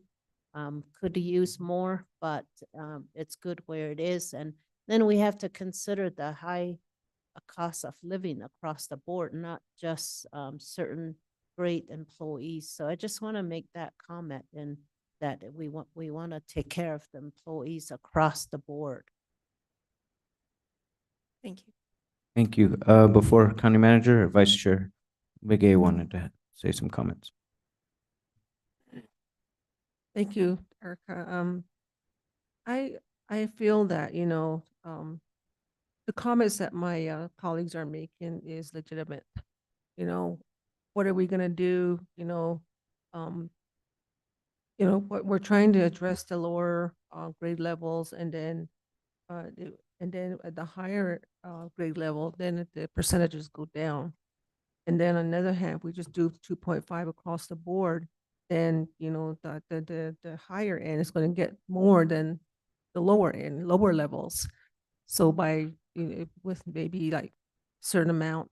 So I'm just sitting here thinking, I guess that's an option we need to look at, is straight across 2.5% across the board.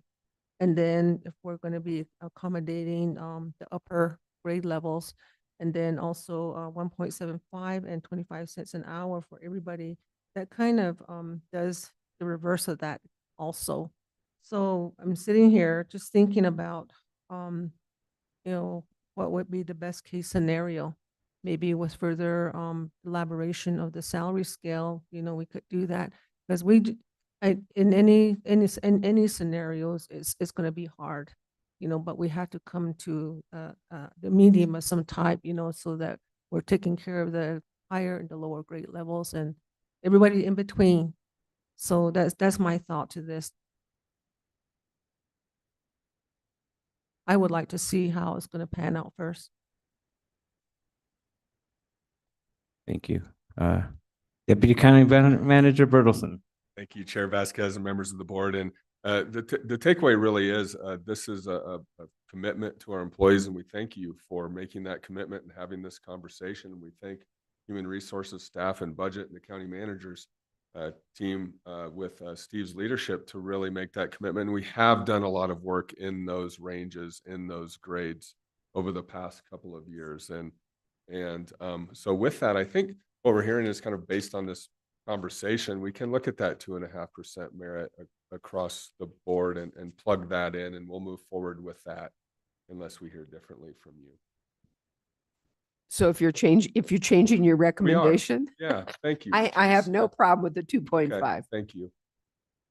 Yeah, and I would just like to say that originally on the forefront, I like the middle option, the 1.75, but I do agree we do need to value everybody on there and show that. And if 2.5 is the better option for this year, then I'm okay with that, and I would support that. Thank you. And this is Chair Vasquez, members of the board. This is why this conversation and the comments are so important to us. And we really appreciate hearing from you and hearing your feedback. And it helps us to be in the best place moving forward. So thank you for the conversations that we've had about compensation over several meetings. And this discussion was really helpful. Thank you. Yeah. So next item, Siri will talk about our scenarios for the CPI info. And if you'll recall, we staff are recommending that 10% increase in CPI for all departments. We have given you the 8% scenario as well as the 12%.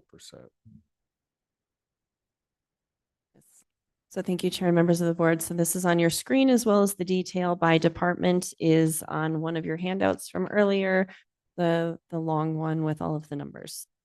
And so for discussion, so again, when we came up with the $1 million of investments, that was after assuming the 10%.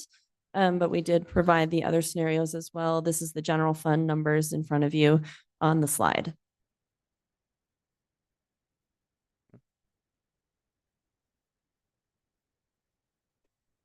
So I kind of, based on our previous conversation, was under the assumption that we were good with 10%. Do we need to continue the conversation about the different scenarios, or we as a board, are we comfortable with the 10% CPI? I personally am comfortable with 10% CPI. 10% for me too. Supervisor Hess? Yeah, I just want to thank the staff for this. Is a hard scenario to add up and do the work and the math. And for you guys to spell it out to us, it really makes the most sense. And I applaud you for really going through and explaining it to us. And I'm with the 10% because, again, it's the most effective we can be. And I think that's the best way we can go. Thank you. Supervisor Fowler? I'm in agreement with the 10%. I think that with what is before us, I think we need to just, I like the 10%, the original recommendation. Thank you. Vice Chair Begay? I'm in agreement with the 10%. I think, we just have to go across the board and see where we're at. And I think that, 10% is kind of is appropriate, more appropriate than the 8%. And I think the 12% is just a little higher, but, I just want to say, I'm in agreement with the 10%. Okay, thank you. So I guess with the CPI, we are all comfortable with 10% and can move forward. Thank you. Thank you, Chair and members of the board. I think that based on our earlier discussion, we don't necessarily need to revisit this slide. Just as a reminder, the other underlying assumptions, we did have some affirmative conversation, I believe, on all of these items in terms of the elections, then the flood control district loan payback and expenditure limit education. So unless there are additional comments or feedback on this part of the assumptions, we just have really 2 pieces left. We're going to skip Division 7 and bring this back on the 14th after the departments do a little bit more work on that. Then we had the recommended increments, and I also, and again, please, if you have additional discussion you want to have on those recommendations, but this was the investment of the $1 million that we discussed last week, and then also went into detail on today, with then the final slide really being where we left off before lunch. The board had asked for some more information related to outside agencies. There was an outside agency request, and we talked about the sheriff already. This is the last page of your packet on the slide deck. And so if we wanted to also talk about superintendent of schools and the treasurer back tax manager that was on the list from last week for follow-up discussion, we could do so. Where we left it before lunch was also one of the earlier comments was for further discussion, is also seeing if we wanted to come back and revisit these potentially in January, revisit anything in January after we know the state of the state budget and those impacts. But these were the outstanding items that were for further discussion. I think checking off the sheriff off that list at this point. We do plan to then invite 2 outside agencies for discussion on the 14th and 15th. We did have a request from Creative Flagstaff to come present, and also United Way for Elevate Pre-K. So we will get those scheduled for you on the 14th to hear more about those requests from the outside agencies. And if I could just ask it was mentioned earlier, so I just want to confirm what those requests are from those outside agencies would be covered under the 10% CPI, or 10% CPI, or is that in addition to the 10% CPI? Oh, yes. Thank you, Chair. That's a great clarification. And I can, if you want to give me a minute, I can certainly pull up our handout. You have a handout in your original book. We did not hand it out today. weren't thinking of going there today, but absolutely we could. What it looks like is baseline funding. Some things are membership driven, so that membership rate hasn't changed. There wouldn't be no change to that part of the list. So 10% CPI was recommended for anything that is more of a agency contribution to help with their operations. And then we had specific new requests, and I'll give you a minute to get there. In your big book, it's the very last tab in the big book. So yeah. Okay. So maybe we don't want to go through the handout today, but just to let you know about it. So CPI, it is in there, with a 10% CPI. We had 2 requests for additional funding not covered by CPI. And so that really is the answer to your question, probably more than the handout. Sorry. And if they're going to present on the 14th, we can discuss that more on the 14th. Thank you. County Manager. Chair Superintendent Mango Pageant is online and can respond to any questions on the next item. And also we have Aaron Beckett from the Treasurer's Office is here to answer any questions relative to the back tax manager increment.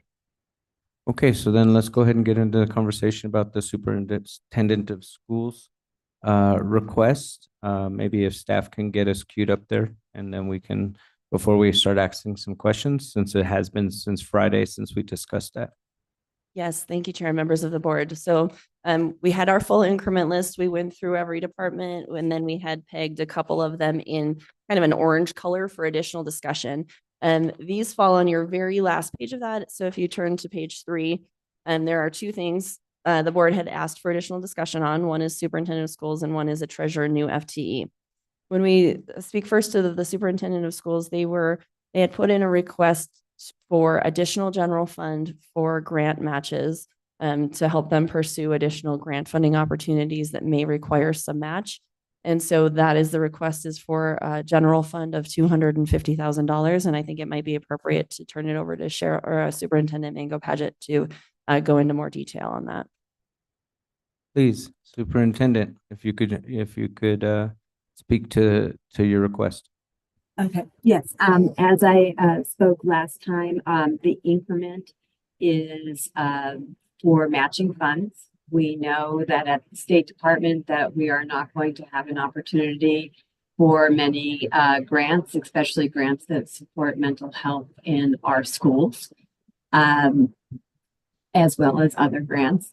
And so in order for us to continue services and to generate revenue, we need to apply for grants. As you know, the majority of this office is funded under Secure Rural Schools, and those not, it's all soft money, all grants and fee-for-service programs. And so we are looking to be able to apply for programs to continue, decades of service, and we just can't operate without grants, and we need matching funds.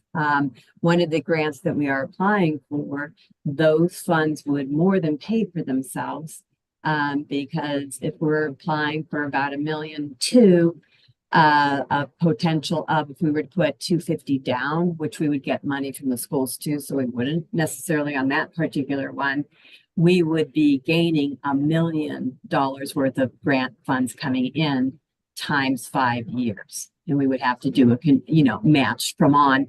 But with this particular grant, we're doing a progression so the schools would become more responsible for that. So like I said, our programs have been grant dependent for the last 15, 20 years. And it would halt just basically 75% of our services if we could not apply for grants. Thank you. I appreciate that. And as we're looking at these increments and looking at, we have $1 million for everything. I did have a question. We, as the Board of Supervisors, last year allocated $600,000 for a bridge fund. Can these funds be used for this match grant? It's my understanding that they could. And so that is also in our, as a part of our consideration as well. Thank you. I And hope to use them in other places or save them, but yes, it could be used. Yes. Obviously, that bridge fund, we want to protect as much as possible. However, if there are other ways to make sure that you get the match that you need, we need to look at all options at the table, on the table. Are there any other questions by board members? Supervisor Horstman. Yeah, hi, and I appreciate your passion and appreciate what you are doing for the public schools and for our students here in the county. And again, this is not a question of need, and it's not a question of appropriateness. But at this particular time, I want clarification. In the grants, this is for you to seek grants, not grants you have that you absolutely need to maintain because you need matching funds for. This is to give you monies to seek out grants. Is that right? Yes, additional revenues, because many of our grants were 2 to 3 years as a typical life cycle, or it's an annual. And many of them expire this fall. Or by a lot of them expire this fall, in December, and April. So just again, for clarification, it is to seek additional grants, not because you've got a grant that you currently have that you need to, in order to keep that grant, and you need to have matching funds. It's to seek additional grants, correct? Seek additional grants for revenue to support our schools, yes. And so the reason I'm saying that is, so if we couldn't come up with 250,000, if we could come up with something that gives you some basis in which to seek other grants.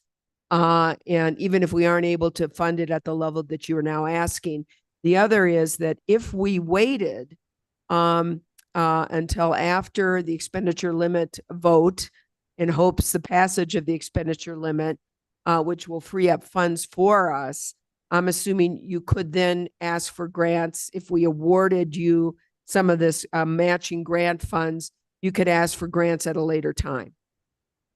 Yes, if they are available. RFPs are released, and you have a certain, like usually 4 to 6 weeks to apply. And many of the Department of Education's, they do come back around in another year or two as well. And yes, to even a partial out of that 250 would be of assistance. Thanks, Cheryl. Appreciate it. Supervisor Fowler. I was just gonna ask you that. Hi, Cheryl. Thank you so much. Thank you for all you do with all the schools. And you and your staff being so passionate. And you go beyond, I think, beyond what your office is required to do. You just do so much. So I really appreciate that. And just these tight times, we're just trying to see how we might be able to at least help some. And at the same time, if we do find additional funds, we might be able to do the full funding, but we're trying to just squeeze every penny out right now. So I hope you understand and really appreciate your I appreciate your everything. One of the things we get locked into is we can't use other federal funds or funds that have been passed through the state federally. So to use as matching funds. So that's where I have to go outside of that block, and that's where you look at the general fund. But yes, I absolutely understand. Thank you, Vice Chair Brigay. Thank you, Cheryl. Welcome back. I think, we do have several funds that are being requested, and we're going to be discussing them. I think maybe we could get a different list of that in case we get more dollars. And just like we spoke with Cheryl, that we probably, if we don't do the whole amount, then, we'll see what we can do. But I think we should just go ahead and do a list on the side, just for the ones that, like in Cheryl's case, in case the expenditure limit is passed or whatever, we can try to help at that time. Supervisor Horstman. And again, depending on where it all shakes out, when we hear from what the state is doing to us, I would be amenable to considering some form of grant match. I don't think we can do 250 now, but I would be amenable to some kind of grant match for the superintendent. Again, we need to wait and see what's going to happen here with the state budget. But I get where she's coming from, and certainly we understand the need. And one thing I just wanted to add is I know that the bridge fund was one-time funding and it's there. Is it the possibility that at this time, if you need to tap into it before we get to the expenditure limit, is it possible to replenish part of that bridge fund at a later date? Mr. Chair, members of the board, that would be a perfectly good option to again, take the action now, because as the superintendent has indicated, sometimes those grants become available and you have to move on it. And so while they may come up a year from now, if the superintendent wishes to move on something sooner than later, you could do exactly as you suggested. Go ahead and use the bridge fund now, and then the board can then choose to, in the future, replenish the bridge fund and use that bridge fund as for that purpose on an ongoing basis to support the superintendent's work.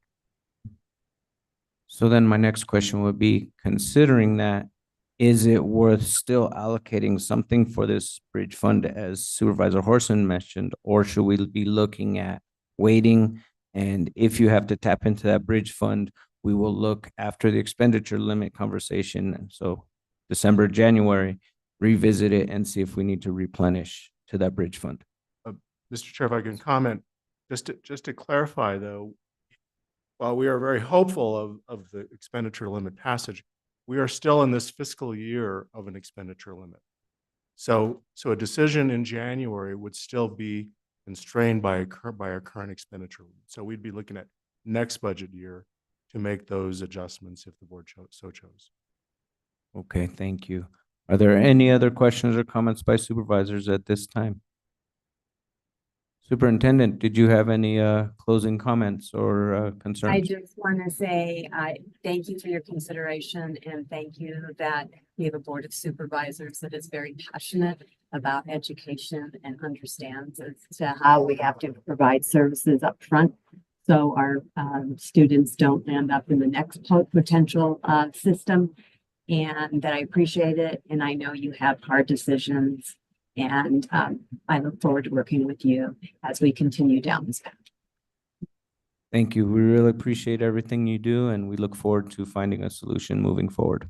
Thank you.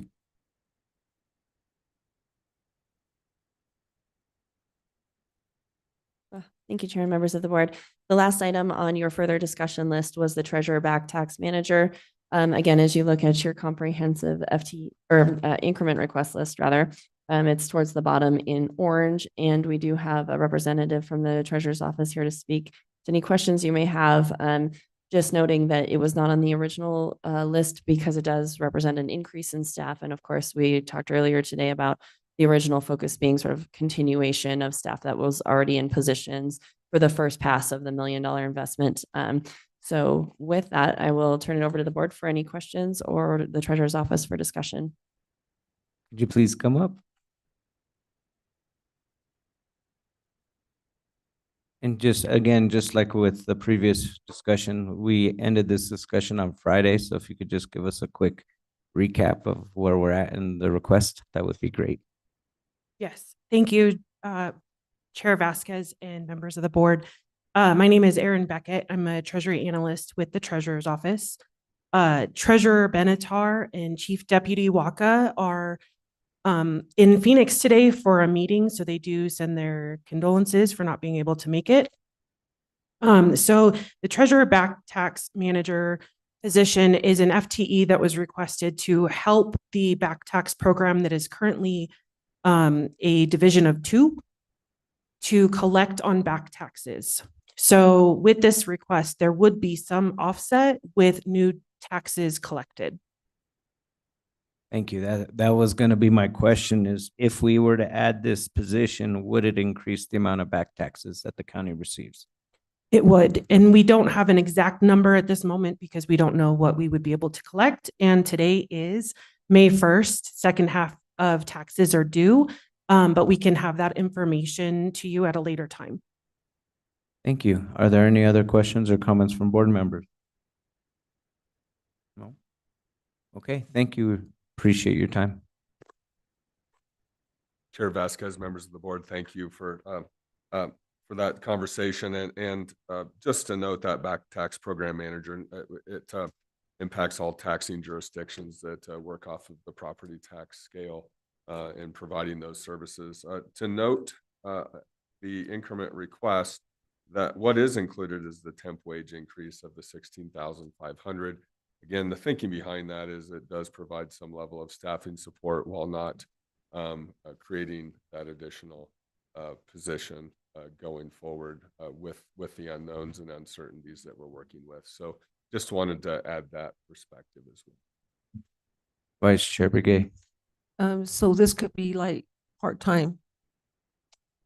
Well, so the back tax program manager, if we are to do that, it probably, you can speak to that, Aaron, but it probably would need to be a full-time position. But the thinking is that the temp wage increase does give some.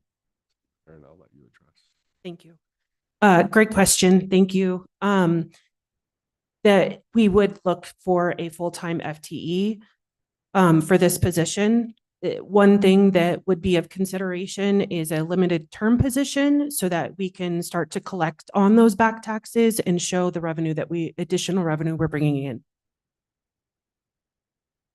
Okay, thank you. So just to recap, if I understand right, what we're saying is that the increase in temp wages would offset the majority of this FTE, and then this increment request would be the difference. Is that accurate? No, thank you, Chair Vasquez. Those are two separate. There's an increase in temp wages because of the minimum pay requirements. So that would help cover what we already have going on with our temp wages. This is a separate request. And then my next question would be, and this is in our increment requests, and if I heard right, the staff is recommending that this be one of those requests that are covered through the $1 million. Is that accurate? The temp wages. Temp wages. Temp wages. All right, I'm getting those two mixed up. That's why I'm trying to get it cleared up. Thank you. Any other questions or comments by board members? So, Vice Chair Brigay. So all temp wages are all in one temp wages, like different departments, or it's just this person one? I mean, yeah. For the treasurer's office. They rely heavily on temporary staff that come in every year, a couple times a year, help put out the tax bills and all the work. So they do have a very good crew of temps that come in each year, and they rely on them. We refer to them as the permatemps. And I know it's somewhere in all the paperwork we have everywhere, but this position, how much are we talking about to cover this FTE? It's a reoccurring cost of approximately $88,000 a year with a one-time request of, I believe, $2,800 for operational. So to cover their laptop purchase, items like that. Great, thank you. Are there any other questions at this time? So, Chair. Fowler. Siri, we have treasurer temporary wage increase of 16,500. That? Yes, thank you, Chair and members of the board. So there were actually 3 requests from the treasurer's office. In your first pass recommendation of the $1 million, it was recommended to increase temp wages for 15,000 of wages plus associated benefits. That was recommended as part of the $1 million. There were also 2 FTE requests, and when asked, the treasurer's office prioritized the back tax manager as their next priority, or as their number 1 departmental priority rather. And the board had asked that we bring it back for discussion. It was not part of the $1 million originally. So this was a board request for additional discussion. But the temp wages are already included in the underlying assumption.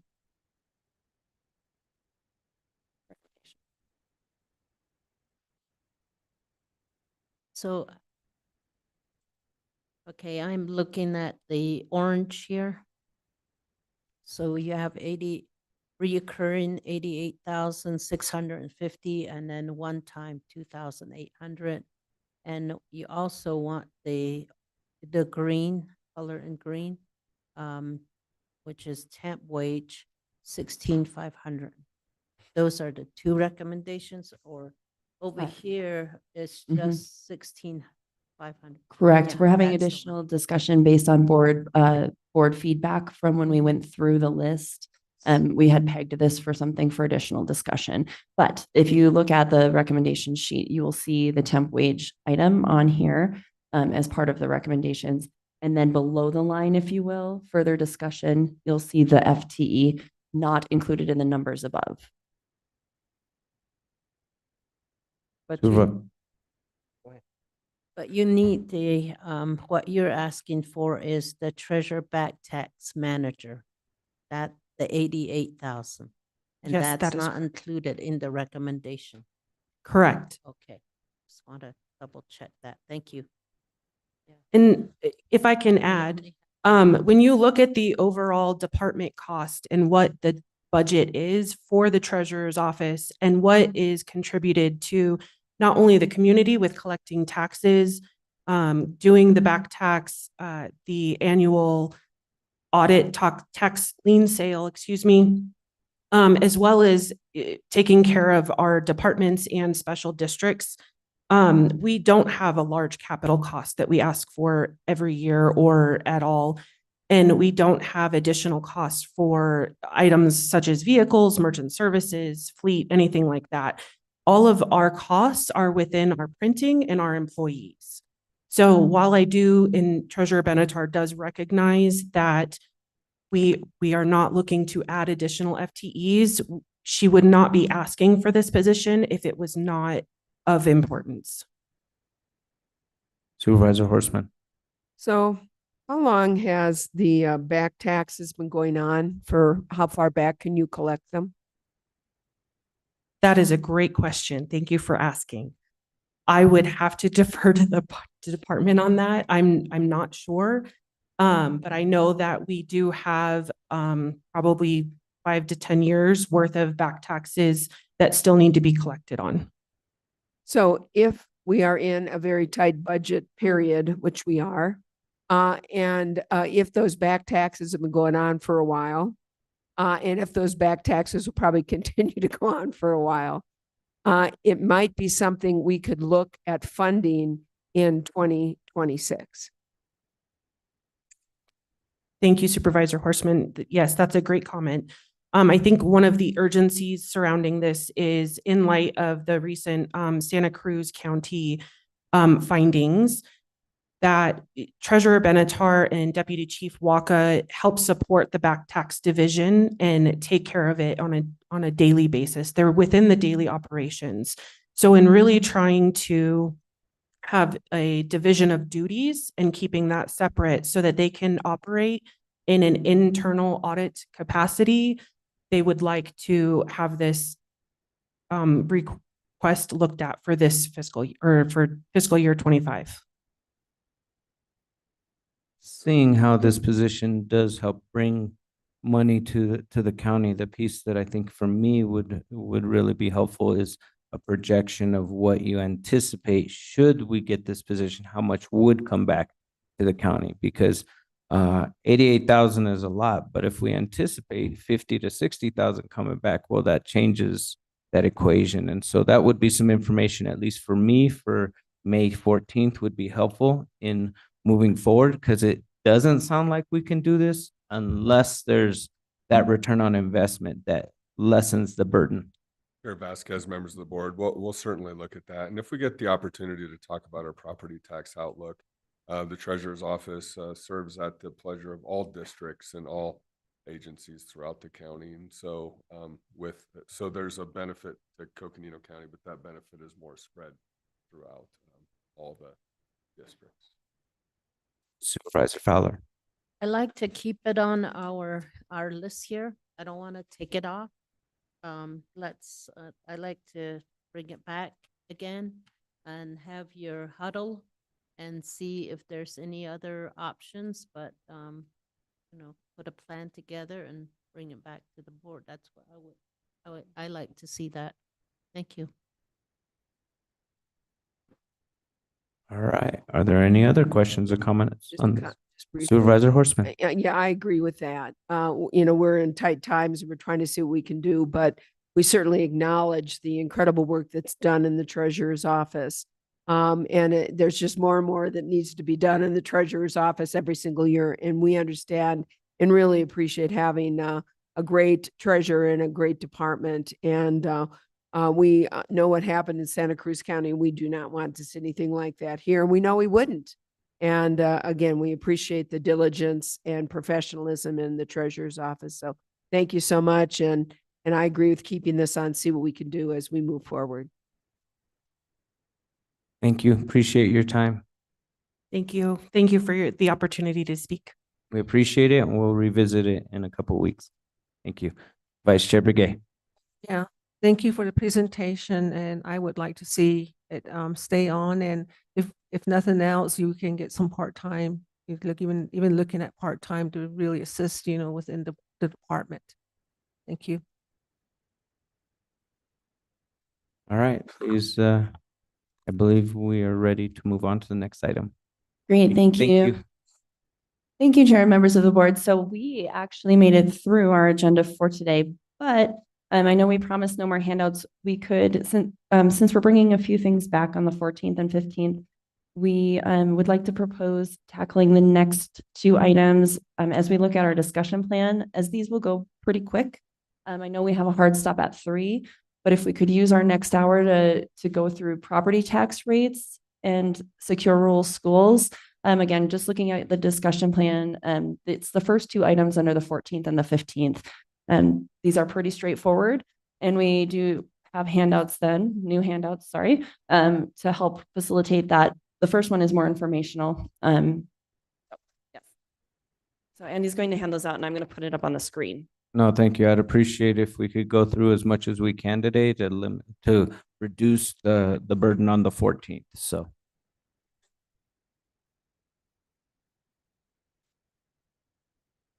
There's going to be a big break. So I think the more we can get done while it's fresh in our minds, the better too. So.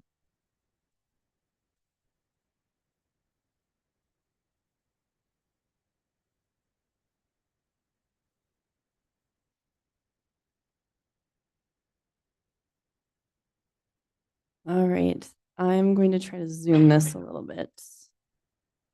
Get a little bigger.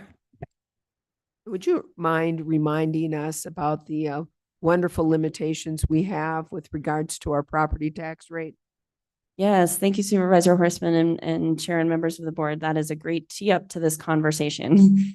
So what you have as your handout is a property tax outlook, and the county actually has 4 types of property taxes. We will focus on the first 3 today and invite the library district in the future on the 14th to come in and present on that specifically.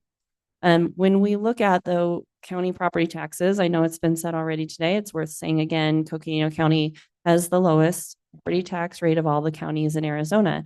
And part of that is just based on the history of Coconino County budgeting. And at one point we did have additional capacity in our property taxes. And about 10 to 15 years ago, the legislature came back and said, if you're not using that capacity, if you're not taxing it right now, we're taking it away from you essentially. So that is how we got locked in at such a low rate. And so where we are today is at a rate for the current fiscal year of about 50 cents. And that's about $50 per 100,000 of residential value. And we are locked into a 2%, essentially CPI growth, if you will, on our levy every year on existing properties. So all properties that were taxed last year are reevaluated every year, and a rate is calculated based on that levy growth being 2%. So the first part of that formula is that they look at the assessed value of the properties. This year, taxable value has increased 5.8% in Coconino County. Some of that is new construction, and some of that is properties that were already on the tax roll previous years. So when we back out new construction, we had a 3.3% increase in values for same properties as the current taxing year. Since we can only increase our tax levy by 2%, our rate will be going down, our maximum allowable rate. So our rate will be dropping from 50 cents to 49 cents. And that is our maximum. That is what we are capped to on our general fund. So we can, And that is with what's called a truth in taxation hearing. So just, I know Supervisor Hess, this is your first time being through it. And also just as a good reminder, we have to notify the public that our taxes are going up. Our rate is going down. We are going from 50 cents to 49 cents. But because of the way that those statutes work, because the levy will go up, it's considered a tax increase that we have to do a notification to the public, and we will hold what's called a truth in taxation hearing for the public to comment before adoption of tax rates. All of that said, our long-term forecast has always included that 2% growth. It's very minimal, especially when you're looking at a 50-cent tax rate.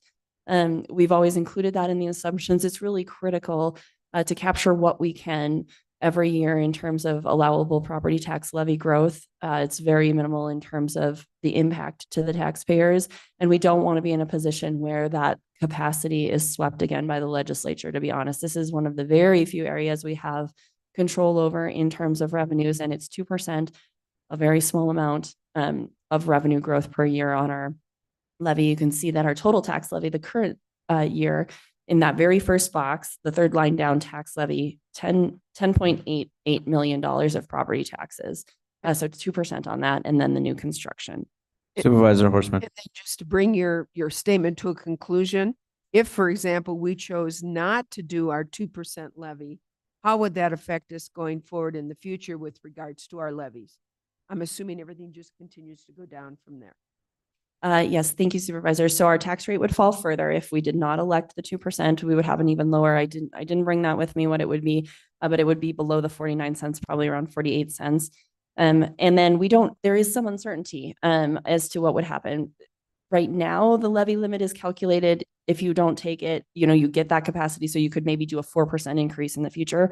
However, I think experience has told us to be cautious on that, and that we could get refrozen where we are and have that capacity swept at any time because we've had it happen to us in the past. So it's not a given that we would be able to then sort of recapture that.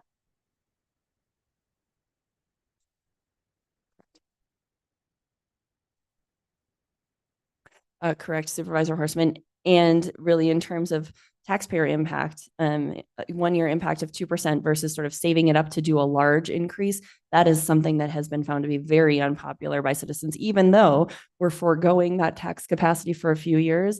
What we've seen is that it is a lot more popular to do the small gradual increases per year versus, waiting 5 years and doing a 10% increase. So that is our primary property tax outlook. So it also noted overall it's a 4.5% increase because we did have a lot of new construction added to the tax rolls this year, 2.5%. That's pretty significant. Most years we trend around 1 to 1.5% of net new construction. It was higher this year, so we are going to be able to tax those properties in addition to the existing properties. And so you can see the data there of what impact that has, and that has all been factored into the general fund assumptions. Our next taxing district on the list is our Public Health Services District. Hold on, before you move from the general fund, I notice it's a minus 1.3%. I kind of missed how that happened. So if you could recap that real quick, I'd appreciate it. Yes, thank you, Chair. It's definitely worth re-hitting on. Why are we saying we're having a tax increase when our tax rate is decreasing? And it truly is because the value of the property we're taxing has gone up. So it's a two-part formula, if you will, taxable value and tax rate, and that equals your levy. So with no changes, everything would look the same. We know the taxable value went up. Therefore, our tax rate has to go down to keep that equation in balance to get to our tax levy. I appreciate that because I missed that in translation right now. So appreciate the clarification. Okay, so then our next section on here is our Public Health Services District. This is a secondary tax. This tax is restricted to public health per statute. The rate for this district is 25 cents. This rate is capped by statute. It was implemented at 25 cents. It is stayed at 25 cents through the duration of the district. But it's a little different from our primary because it's a rate cap and not a levy cap. So we don't see the same sort of math formula happening in setting the rate. We've left the rate alone at 25 cents. And so we're able to then levy taxes on the new taxable value for properties that were on the tax roll last year, plus new properties this year. So it has the same basis as the general fund. So same 2.5% of new construction and 3.3% of value growth for existing properties. So that's an overall 5.8% increase in the tax levy for that district. Again, keeping the tax rate the same as it has been since the district was formed. It also requires a truth in taxation hearing. And the final one, also requiring a truth in taxation hearing, is our flood control district. And again, this is something that is limited to certain purposes by statute, specifically flood control. There's also a rate cap on this district, and that rate cap is 50 cents. We are at 50 cents for this. So you can see tax rate last year and this year, 50 cents, staying the same, no change there in that line. It has a slightly different taxable value than the Public Health Services District in the county, just because personal property is excluded from taxation for flood control, whereas there's a component of the valuation in our other districts that is made up of personal property. So it's just what is taxed is a little bit lower. And so you can see those values are a little lower, but overall same. We're able to hold the rate the same and collect the taxes on both the value increases and the new construction. So 5.8% total, also requiring a truth and taxation hearing. Thank you. Supervisor Horstman. So bottom line is there's no change in secondary tax for public health services district and flood control district, correct? Correct, Supervisor Horstman. And also from the individual taxpayer perspective, every property, of course, is different. And so year over year, some properties have increases in values, some have decreases. And so it's hard to say every single property will have the exact same impact, but the rate will not change. So then the only impact is for what happened in the value of that particular property. Supervisor Fowler. And the Siri, just want to just bring up to remind everyone that this public health district does not pay for all of the department funding. So if you could maybe go over that just to remind everyone. Yes, thank you, Supervisor Fowler and Chair and members of the board. That is a great point on the Public Health Services District. The Public Health Services District tax helps to support public health in Coconino County. It does not cover 100% of the costs. We have a maintenance of effort from the general fund that is a required general fund contribution to the district every year. That's about $3.6 million. And then as we look at this district, we also see that the cost of public health exceeds both the tax and the maintenance of effort that's required. And so we have an additional transfer of general funds that has gone in to support the district, or that's planned to. And one way we've managed that, because there's also an expenditure limit component to it, the Public Health Services District is a special taxing district. And so the expenditures themselves are excluded from the expenditure limit. That's good. But one of the things that is in the district that would otherwise also be excluded is some of those mandates for all techs and access. Because the district has not been self-supporting with the maintenance of effort and the tax, we have since pulled those health costs out of the district and paid for them in the general fund. So instead of putting more general fund money that would be subject to the limit in the health district, we've moved the expenses out. But the net effect is that the general fund is contributing several more $1 million besides the required maintenance of effort to health programs in the county.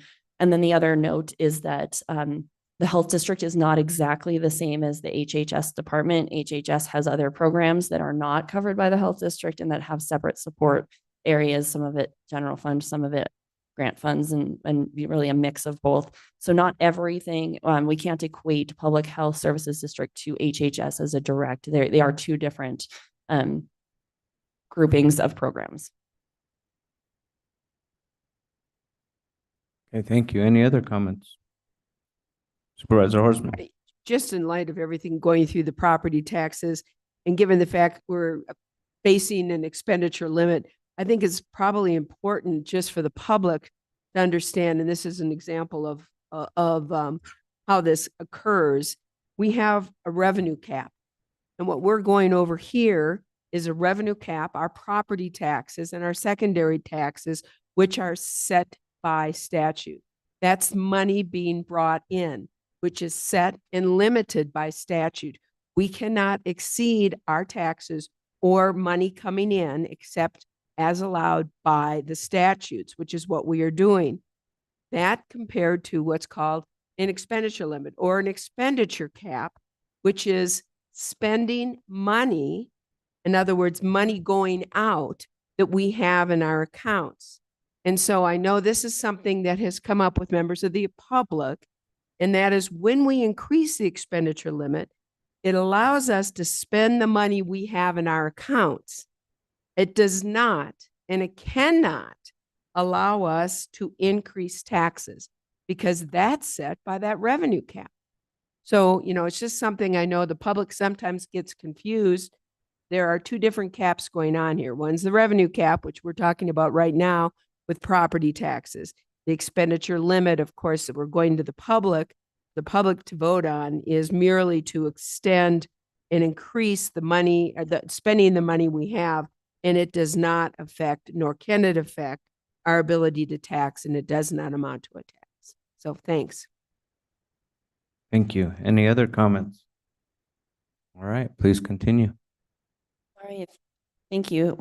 So that that covers property taxes. The last thing we have for discussion today is then the forest fees. We talked a little bit about this morning. There's another handout that Andy will be providing you as he's doing that. This is really the one.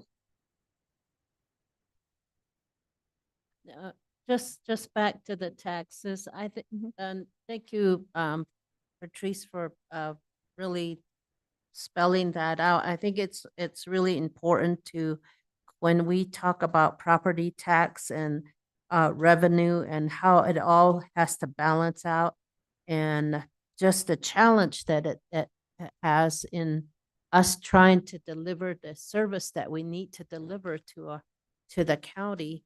And what the limitations are is like bumping into walls almost, and we can't bump into that wall. We have to stay in this on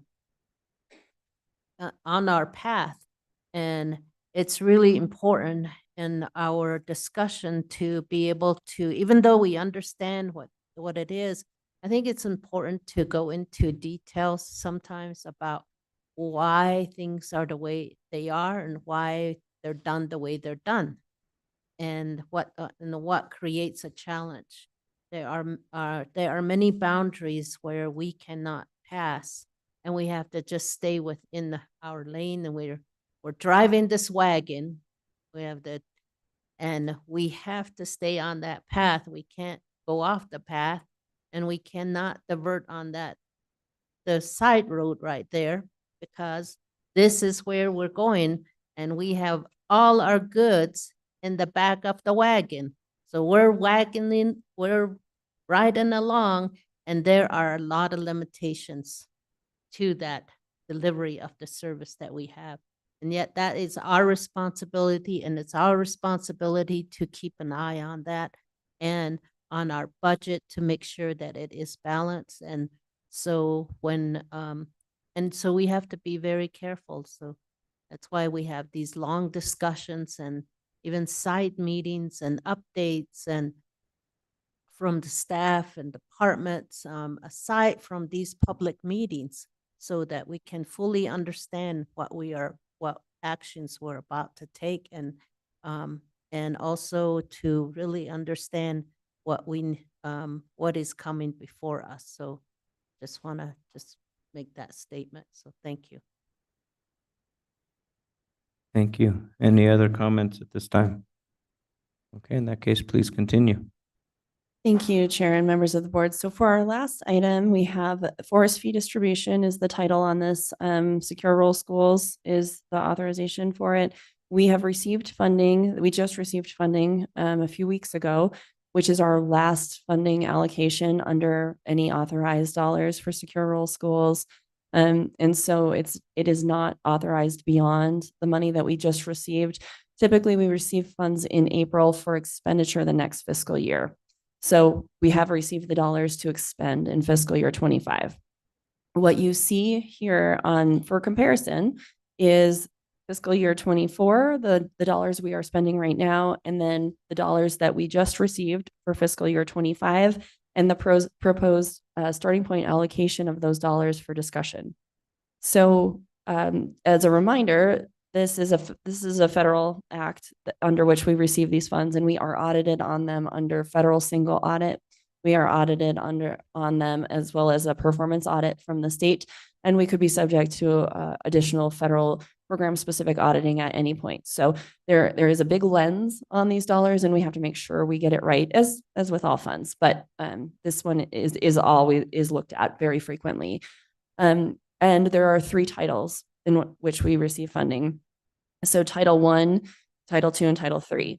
Title III, and so we, the Board of Supervisors, at one point was asked to make a determination that was then a fixed determination for a few years as to the allocation of dollars amongst those titles.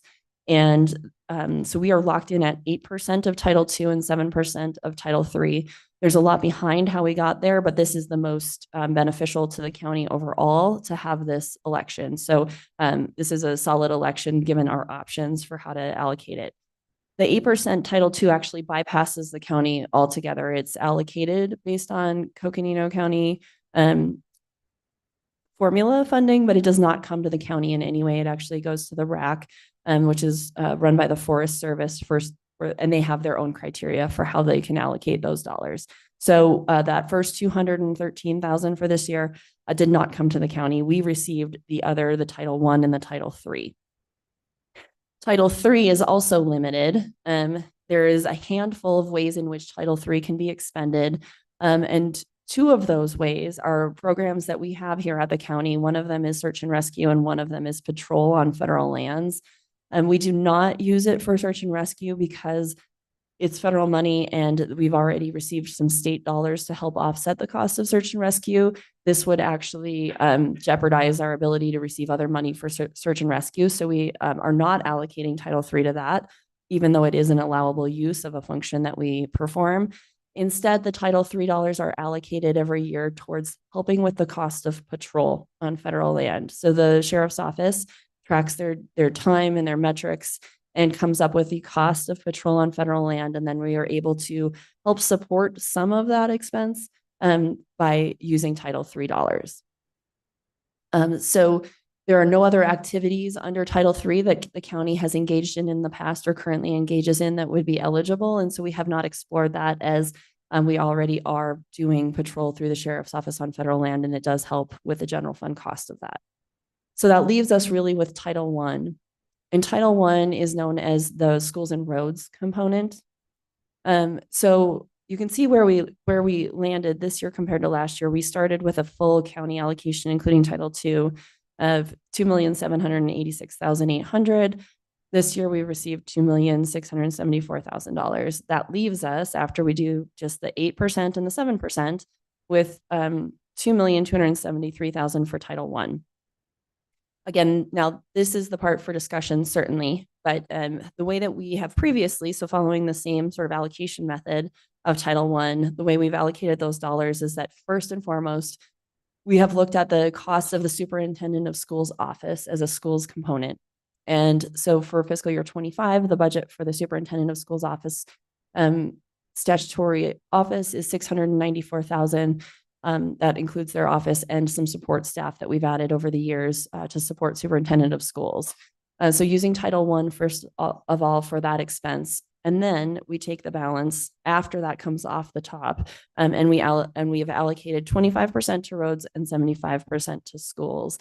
And so you can see what those numbers look like. It leaves just shy of $400,000 for roads and $1.18 million for schools.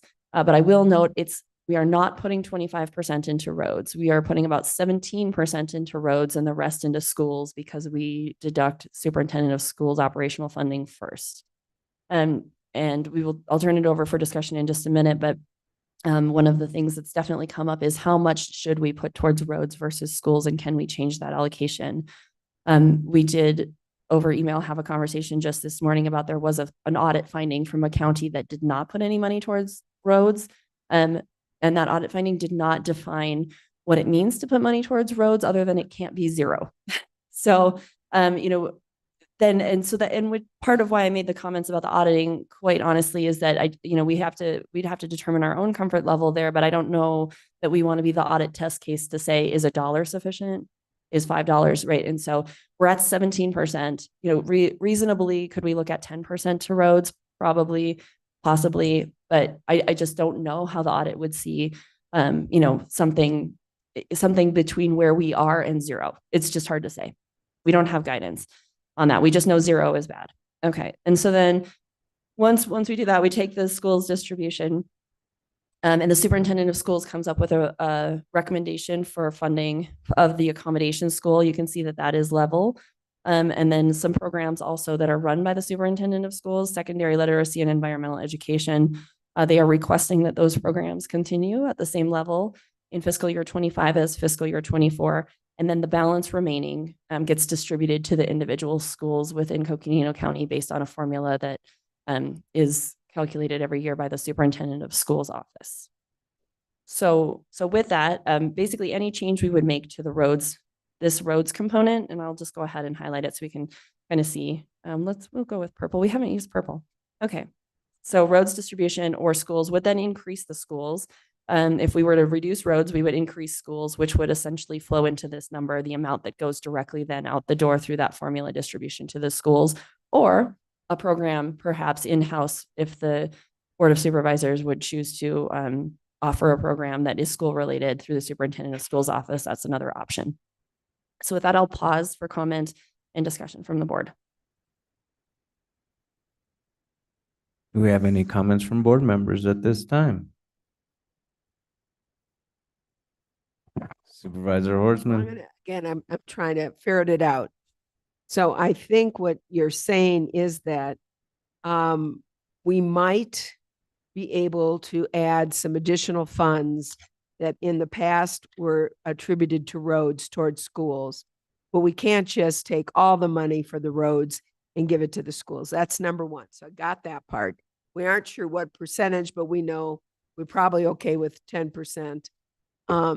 And got that. So what this last part is what my question is. So, and I'm just not understanding. This is what superintendent of schools would like to spend the monies on for coming from secure and rural schools, SRS? Yes, thank you, Supervisor. When in discussion, the superintendent of schools would like to put essentially $115,000 towards program offerings that are managed by her office, and then $30,000 would be the allocation to the accommodation school district outside of the rest of the formula distribution to the other school districts. And so what percentage of this of the SRS funds is she proposing to take? Thank you. So 4 programs, we can do it together. 4 programs that are part of the school's allocation. She's asking for the 85 and the 30. So that's just shy of 10% of the school allocation for those programs, and then the 30,000 for the accommodation school. So if we gave all but 10% of the all but 10% to schools, how much would that be? Yes, thank you, Supervisor and members of the board. That would increase the allocation to the schools by $167,400. If we were to change it to 10% going to roads, that frees up capacity of $167,000 that could go towards any school purpose, dependent on then, board direction of how those dollars are distributed, but it must be related to schools then. I have a follow-up question that if that were done, how would that impact the roads planning that we have with Public Works moving forward? Thank you, Chair Vasquez. I don't know if Public Works is on the call. I was just looking for that right now, but having enough experience with that, a couple of different factors. We have the HERF revenues. We've noted that they're somewhat strong. Road maintenance sales tax is alignment with our sales tax revenues. And then project delivery, utilizing those funding sources to be able to create that bond financing, debt capacity to be able to deliver those projects. I'm not really answering your question directly. I think we could probably absorb that in the public works budget. Prior to the road maintenance sales tax, I would say that we could not have. And we've historically utilized this formula to fund, and we've counted on it with our roads funds to be able to do this, and then our special districts as well in those road funds. Supervisor Horstman. What I remember Christopher saying is his concern was that, he might be able to get by this year, but that's not to say follow-up years. So one of the questions that I believe that we asked was, okay, so if this year we choose to give more of a percentage to schools and less to roads, can we next year go back and say, no, we want it down, go back to 75-20? Yeah, and I see Lucinda is also heading towards the microphone as well, who has some experience. Well, and this goes back, we've utilized the force fee funds for special districts, and Essler has experience with that as well, and to be able to supplement that project funding. So Lucinda, anything to add to that discussion? I would also add that the state has always been very anxious in difficult budget times, very freely took from the HERF funds to fund DPS and or ADOT.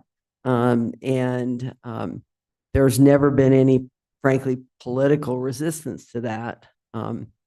Locally, there has not been, people have not, been accepting of that. And that came out very strongly when we did the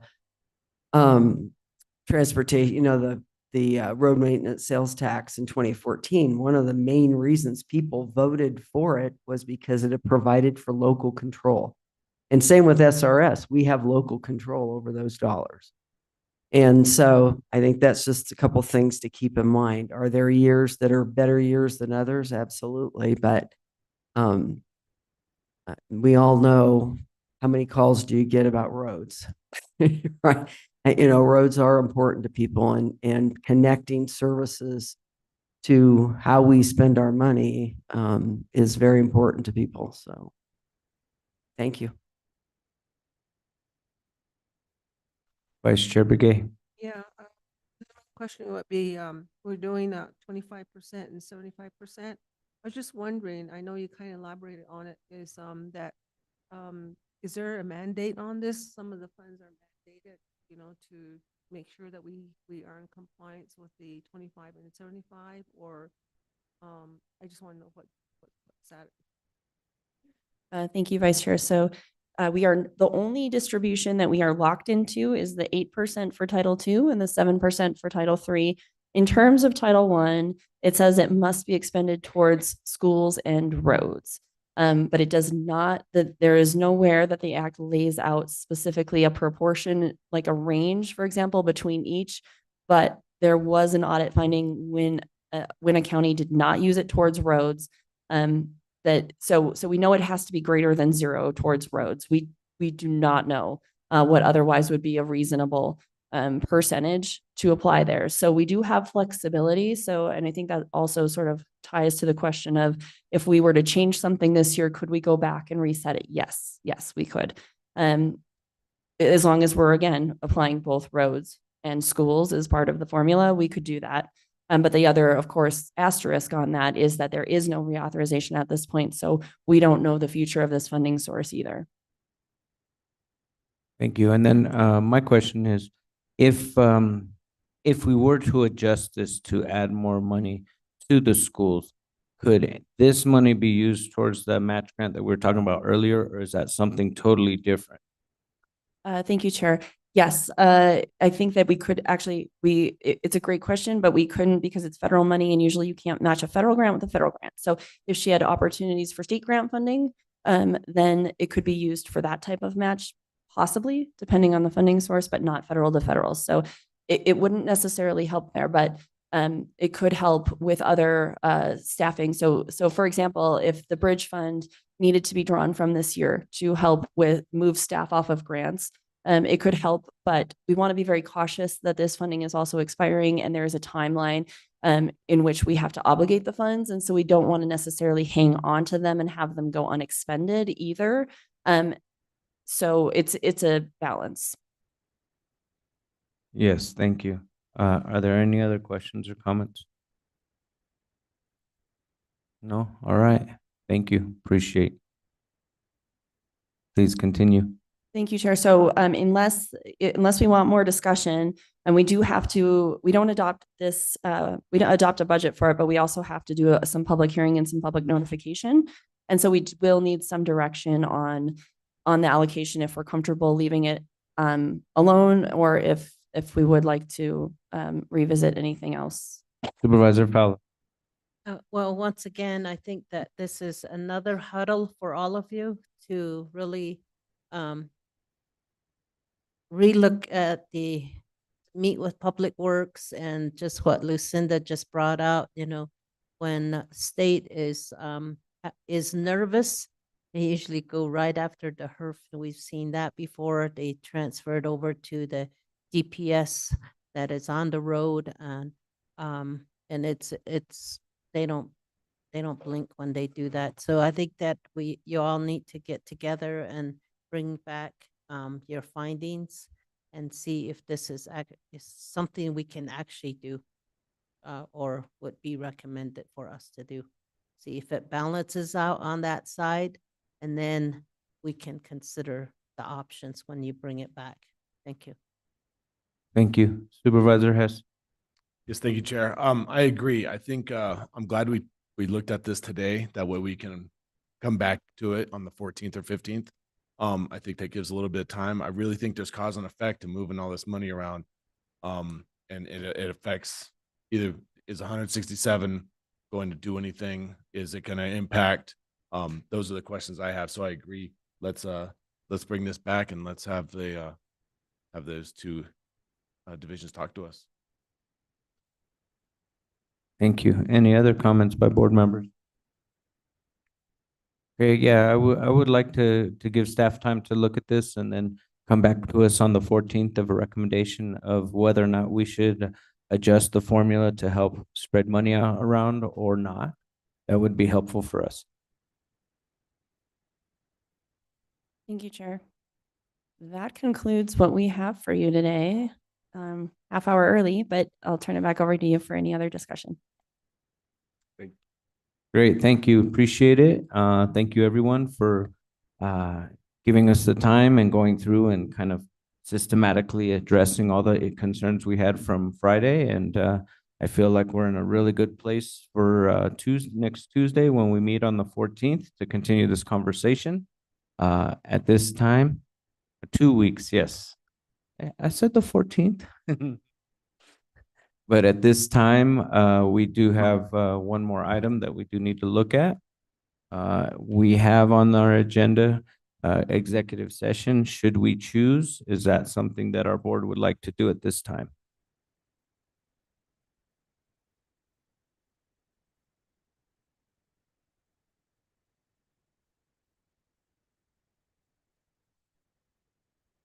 All right, then at this time, looks like we're in consensus that we don't need an executive session at this moment. And so in that case, we'll adjourn the meeting today. Thank you. Thank you, everyone.